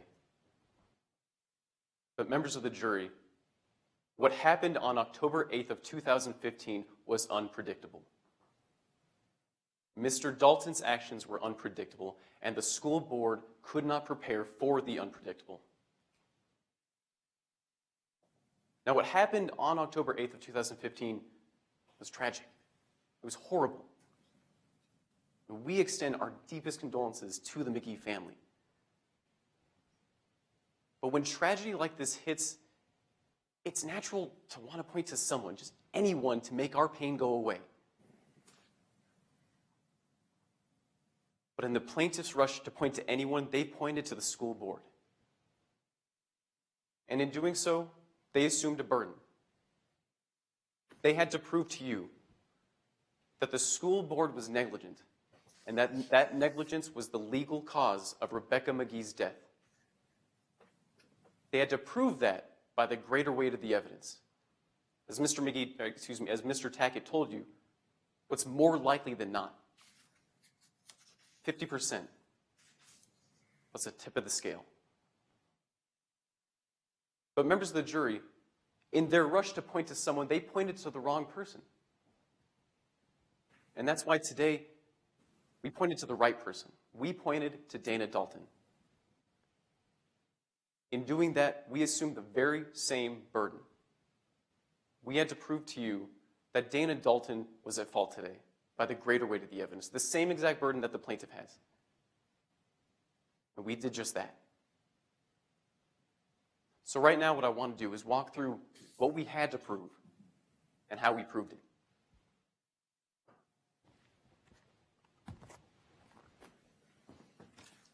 So as the judge just read, these are in your jury instructions. This is what we have to prove. Two things. First, that Dana Dalton, the driver of the black SUV, was negligent. And second, that negligence was the legal cause of Rebecca McGee's death. And so let's take these one by one. First, negligence. What does that mean? Well, it tells you. It tells you that negligence is the failure to use reasonable care. And that reasonable care is that degree of care which a reasonably careful person would use under like circumstances.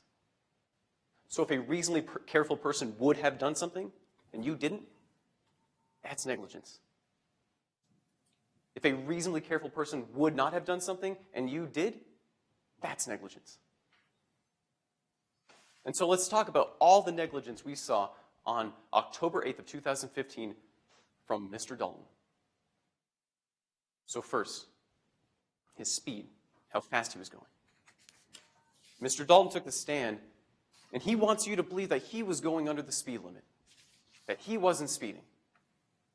He told you it's important to go the speed limit, especially in this area. Waters and Wilski, he sees 2 girls get out every day, 2 children. So he needs to go the speed limit. He wants you to believe he was. But you're allowed to use your common sense, members of the jury. You can ask yourselves, what makes sense? Does it make sense that he was going the speed limit? Or that he was speeding? Well, we know the answer. We know the answer because Mr. Chris Allman, the bus driver, who was an eyewitness to this entire accident, he told you exactly what happened on that day at that time of the accident. He saw Mr. Dalton's car, that black SUV, speeding. Compared to the other traffic, this car was speeding. Mr. Escobar, another eyewitness to this accident. He was driving behind Mr. Dalton the entire time. Mr. Escobar told you that he saw that the driver of that black SUV was weaving in and out of traffic, was speeding, was racing through yellow lights. So members of the jury, what makes sense? It makes sense that Mr. Dalton was speeding on October 8th of 2015. That's negligence. Second, Mr. Allman wants you to believe that, or excuse me, Mr. Dalton wants you to believe that he was not on his phone on October 8th when this accident happened. He told you. A prudent person wouldn't be on their phone when driving, wouldn't be talking on their phone, especially in this area, at this intersection where 2 girls get out. You need to be paying attention. He told you that. A reasonably careful person would not be on their phone. And he wants you to believe he wasn't. He wants you to believe today that he hung up right before the accident happened. Well, does that make sense? Absolutely not. Again, Mr. Allman, the eyewitness, told you he saw Mr. Dalton on his phone when the accident happened. Mr. Escobar saw the exact same thing. He saw Mr. Dalton on his phone. But don't take their word for it. Look at this. Exhibit F. This tells you everything you need to know. Mr. Dalton wants you to believe that, again, he hung up before the accident happened. But remember, this accident happened at around 3:30. He made a call to his boss at 3:28. Mr. Dalton says he hung up before the accident happened. But this call lasted for 5 minutes. It ended at 3:33. And so what makes sense is that he was on his phone. Not just before, but when the accident happened. That these witnesses were telling the truth. Mr. Allman told the truth. Mr. Escobar told the truth. Because Exhibit F confirms exactly that. He was on his phone when he hit and killed Rebecca McGee. That's negligence. Third, Mr. Dalton told you that you should try swerving out of the way if a person jumps out in front of you. You should try changing lanes because you shouldn't hit them. A reasonably careful person would try doing that. But he didn't. He doesn't dispute that. What he disputes is whether he could. And so let's talk about that. Could Mr. Dalton have swerved? Could Mr. Dalton have changed lanes? Mr. Dalton took the stand and he told you under oath that there were cars on either side, to the left of his car and to the right of his car. But let's look at Exhibit C. This is the reconstruction diagram that the plaintiff's own witness, Detective Jackson, drew for you. Members of the jury, nowhere on this reconstruction diagram did Detective Jackson, their own expert witness, draw cars to his left or to his right. Today, the only evidence you have that there were other cars is from Mr. Dalton and Mr. Escobar and Allman. Mr. Dalton said they were next to him. There's no evidence of that. Mr. Allman and Mr. Escobar said that is false. There were no cars to Mr. Dalton's left. There were no cars to Mr. Dalton's right. Only behind him. And so what makes sense is that he could have swerved. He could have changed lanes. But he didn't because he was not paying attention on October 8th when this happened. That's negligence. And so we have proved by the greater weight of the evidence that Mr. Dalton was negligent, but that's not all we have to prove. We have to prove this second thing. That negligence, those actions taken by Mr. Dalton, were the legal cause of Rebecca McGee's death. And so let's look at that. Let's look at the definition of legal cause. The jury instructions tell you that legal cause happens if it directly and in natural and continuous sequence produces or contributes substantially to Rebecca McGee's death. And that can be said that but for the negligence, Rebecca would not have died. But there's one word I want to focus on today. Directly. Today, the plaintiff wants you to believe that all these actions from the school board, allowing someone to drive without a proper license, giving them a poorly drawn map, all those actions directly caused Rebecca McGee's death. But members of the jury, that's not directly. It's important to think of this like the butterfly effect. At some point today, you all have touched someone's lives. You all have impacted someone's life. So somewhere down the road, you've impacted that. You've made them be where they are. But we don't hold everyone accountable, everyone liable for indirectly impacting someone's life.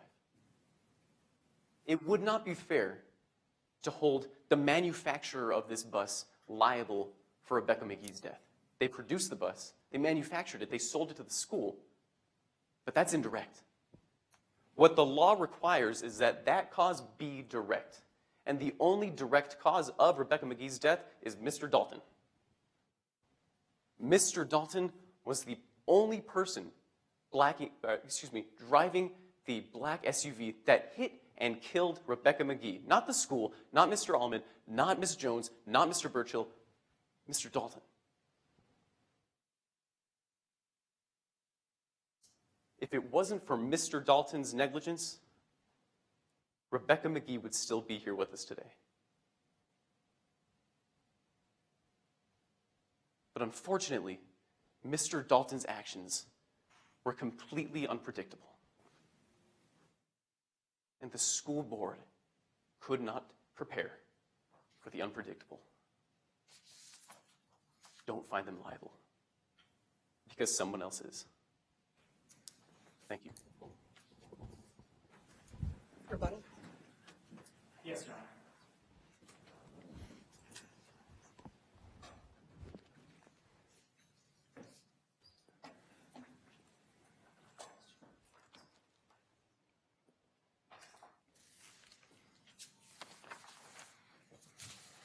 Members of the jury, it is undisputed today that Mr. Dana Dalton drove a black SUV that struck Rebecca McGee. But trying to blame Dana Dalton is misleading you from what has been presented. Defense just came up and explained negligence as a legal cause of loss, injury, or damage if it directly and in natural and continuous sequence produces or contributes substantially. On every day before October 8th, 2015, Rebecca McGee and her sister were dropped off on Waters Avenue on the same side of the road that they lived. October 8th, 2015 was different for one main reason. Rebecca McGee and her sister, two girls, 12 years old or younger, were dropped off on the wrong side of the street. Being dropped off on the wrong side of Waters Avenue directly made them have to cross not one, not two, not four, 6 lanes of traffic to get home. Being dropped off on the wrong side of the road by the wrong driver at the wrong location contributed more than substantially to the loss of Rebecca McGee. It is the negligence of the Dallas County School Board in their choice of driver, that driver's lack of experience and licensure, and that driver's decision-making process that led to being dropped off on the wrong side of the street, directly causing them to have to cross 6 lanes of traffic.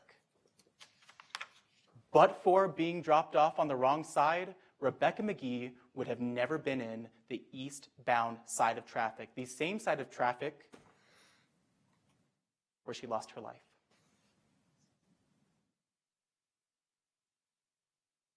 Because she was dropped off at the wrong location, Rebecca McGee never made it home. The Dallas County School Board was negligent. And the Dallas County School Board's negligence caused her to be on the wrong side of the street. The Dallas County School Board is liable for the wrongful death of Rebecca McGee. They are liable for the fact that Rebecca McGee will never make it home.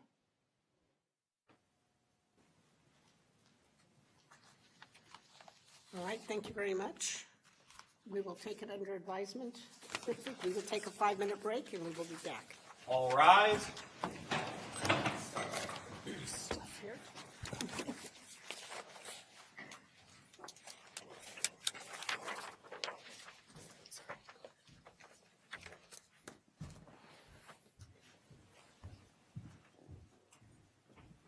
You waiting for me? It's gonna carry some. No, it's all right. I got it. I'm not sure I can get out of here.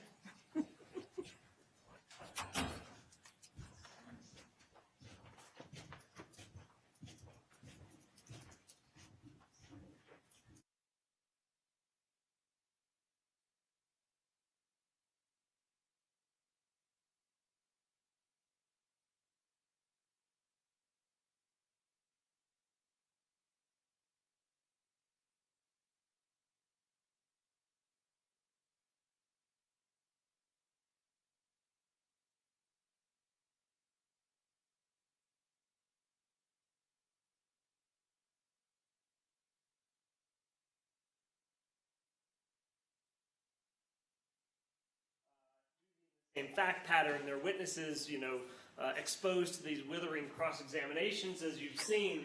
And, it's exhausting. I think it's exhausting, as you can see, just sitting here for a couple hours. for what each of these students have done. And so every time it's really a great honor to sit here and watch the finalists for the Carrigan Cup be here competing at this level with this energy and enthusiasm and commitment. So my name's Chris McKee. I'm the Director of Experiential Learning. As you heard, Carrigan Cup is the premier mock trial event for the school each year. And so we get the honor of having 2 Ls and 3 Ls join together in teams and compete as the best advocates at the school. Now, we generally open this up to a little bit of discussion while the judges are deliberating on best advocates to any questions for the audience, because one of the other honors is to have people come and watch this event. And so this year, it was great to have as many people here to watch the finals as there were. So I'm going to open this up to some questions, but first also, before the judges say their final words, I did want to make some special thanks, because to get an event like this to occur takes a lot of organization and a lot of time by a lot of different people. And so our bailiff, Adam Gittleman, and our timekeeper, Melissa Bully, both have been the co-chairs of the Carrigan Cup, and I'd like to thank them for all that they've done.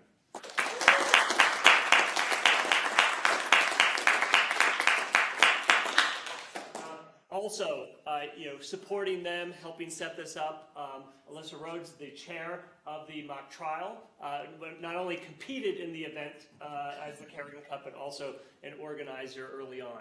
And then Jackie Cohen from the Shadden Experiential Learning Program helps make everything run, as everybody who is involved in Barristers Council knows. And then also the event of today, the filming of the event, the support of IT, the reception that everybody's invited to right after the judges deliver their verdict on the best advocates and give their comments is all run by Julianne Williams and Hannah Daniel this year, organized it. Thank you all as well.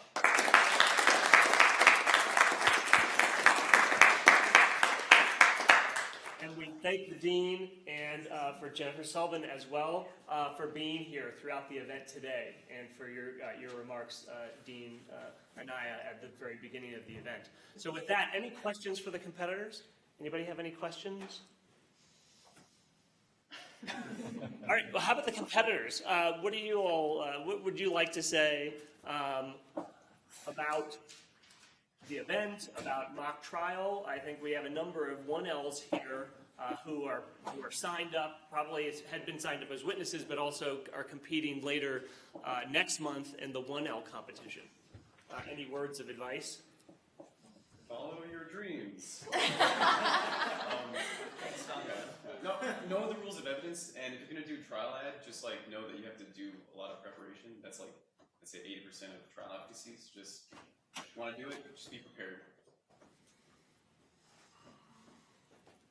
It is a huge time commitment. I'm not going to sugarcoat that. However, it is a phenomenal experience. I came into law school with 0 mock anything.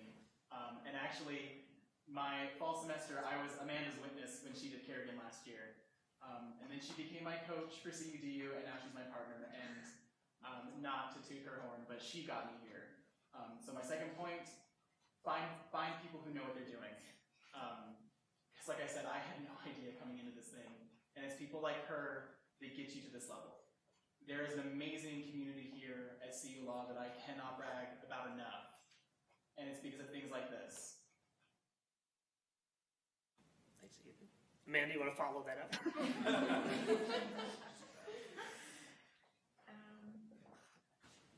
I am also one that didn't do mock trial before law school or have any idea of what mock trial entailed. But don't let that stop you if that's where you're at. Because you can get there, it's a lot of fun, it's a lot of work, but experience is not essential at this point. And just try it out, see if you like it. Hopefully our witnesses have an idea of how they feel about mock trial, but yeah, don't sell yourself short. And Morgan, if I recall correctly, you were a winning team, winning side in the 1L competition last year. Is that right? Well, Yes, she was. it was a technicality, yeah. Yes. Yeah, yeah, I. brought us the cup. Yeah, I For had. CUDU. For CUDU, yeah, my partner Emma and I made it to the finals of that, and that was the first time either of us had done mock trial either. So yeah, if you've never done it before, there's a lot of really good people who can coach you. We had a great coach who was a 3L last year, and yeah, you don't have to have experience, as all three of us can attest to. I've done it before. Okay, and with that, the judges are ready, so we'll all rise.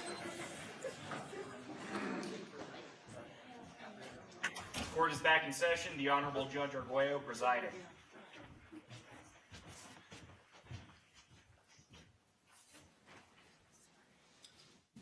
You may be seated. First, I want to congratulate you all. You did a great job. You're better than many of the attorneys that appear in my court. So it was a close call, but the judges found for the defense. In terms of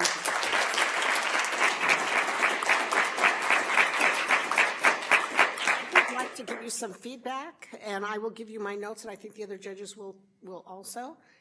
But we'll start with Mr. Garnett. Thanks. Yeah, you all did a great job. It was fun to watch you. And I have just a couple comments. You'll also be welcome to my notes, but you won't be able to read them. So I'm not a hard guy to find. I'd be happy to sit down with any of you. First of all, what I thought was remarkable was how poised each one of you was, and also how well you paced your presentations. Excuse me, one of the biggest problems we deal with young lawyers is they talk too fast. Actually, it's one of the biggest problems we deal with older lawyers is they talk too fast, and I'm sure that Judge Arguello has experienced that. Judge talks too fast. And so I was very impressed by how well paced your presentations were. Excellent, excellent. I thought you guys grasped the issues well. A couple of very minor points. One, you don't have to memorize your arguments. I don't know if they encourage you to do that or not. I sometimes think it makes it seem a little stilted when you try to do that. Juries are usually very comfortable with you working off the podium with notes. Number two, watch eye contact. It's hard when you got three judges and you're trying to figure out what the heck do I do with these folks. But you know, I've been doing this 35 years and I've trained myself through that time to constantly be looking at every juror. It's easy to kind of focus on a juror, but train yourself to carefully look around the room so it doesn't look like you're playing favorites, doesn't look like you're avoiding people. One final point I would have, and I'm happy, again, like I said, I'm happy to talk to any of you, but you guys are terrific, and any one of you could start trying cases in my office tomorrow. I love trying cases. I'm a huge fan of the jury trial process. It's something we really should be proud of. One thing I would say that I think was underplayed in the presentations, and I know you guys are tight, you don't have a lot of time, nobody ever really explained why the school board should be liable for what happened here. What happened was awful, there's no doubt about that. At some point, take a minute in opening and in closing and talk a little bit about derivative liability, why it is that a school board has an obligation to make sure that school buses are run safely and appropriately. And you guys as well, I thought one argument that was missed, and you guys did a terrific job, you all did, was, you know, putting yourself in the position of that principal that day. And for any of you who've been around a school district, you can imagine, here you got this guy, he's got the kids at school, and everybody calls in sick and he has no buses. What is he supposed to do? Figuring out how to put that into the context of reasonableness, et cetera, would be something in a real trial like this that you'd probably want to spend some time on. But you guys were terrific. It was really a pleasure to watch you all. Judge Carrigan? I concur with everything Stan said. I think that I also noticed there were a few times when I saw you listen to the answers on either direct or cross and then ask that follow-up question. It's probably one of the things young lawyers, you know, they have their notes and that's it, going to be it. And then there were also points where each team sort of took on the other person's team or the other person's high points and tried to, you know, cut those down a little before they got to that. I always think that that's a really good job to do. I don't really have anything negative to say. I thought you did a great job, and my dad would be very proud of you. And you all, as I said, really did a good job. I just have a few pointers. I agree with both Judge Carrigan and Judge Garnett. Just on cross-examination, never ask a question that you don't really know the answer to or that you can't pin the witness down to. And the one example that I noted was, Mr. Cordova, you said, you were obviously speeding. You know he's going to deny that. So what you do is you ask all the questions leading up to it and you leave it open so you can make that argument in your closing, but you don't give him a chance to actually deny it. So that's just one of the things that you have to learn. Even my law clerks, we go through, they say, why didn't he ask that? And I said, because they're not going to give you the answer you want. So, but I thought other than that, you did a great closing. Your closing was really, really very, very strong. Watch the judge. You watched me when she was trying to get in this testimony about that I'd already ruled on, and he nudged you because I'm looking at you. And I tell trial lawyers this all the time. I will have trial lawyers and I'm staring at them like this, shooting daggers, and they look at me and then they look down. And I said, when I do CLEs, I said, when the judge is staring at you, all you have to do is stand up and say objection, because that's what I'm trying to telegraph to you. And you don't have to say anything more. I will sustain. So just keep your eye on the judge when that happens. And if you see the judge staring at you, it's for a reason, not that you're doing something wrong, especially if you're not the one asking the questions. But I thought you did a really good job in the time constraints that you had. I thought you could have developed certain aspects of it.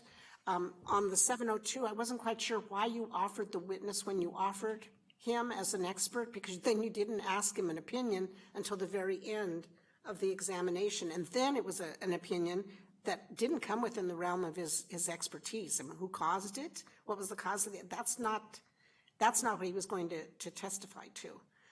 In real life, I would never have let him come in as an expert. There was just not enough there, but I wanted to make sure you could play it out. Don't get thrown when the judge rules against you. I was being a little ornery. And I kept one thing, when you want him to step down to the podium or to the demonstrative again, I was just being honored to see what you would do, and you recovered very well. You just can't let the judge throw you. So overall, you guys are going to make great trial attorneys. I look forward to the time that I will see you in my courtroom, sometime in the near future, hopefully, but congratulations.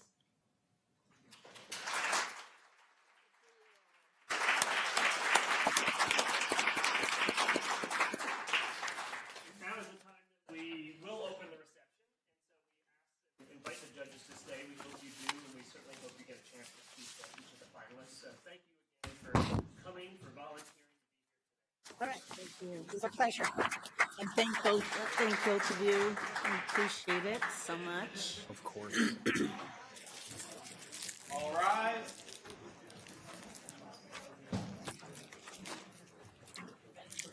Here's my glasses or your glasses? Those are yours. Mine are on my head, which is the only one.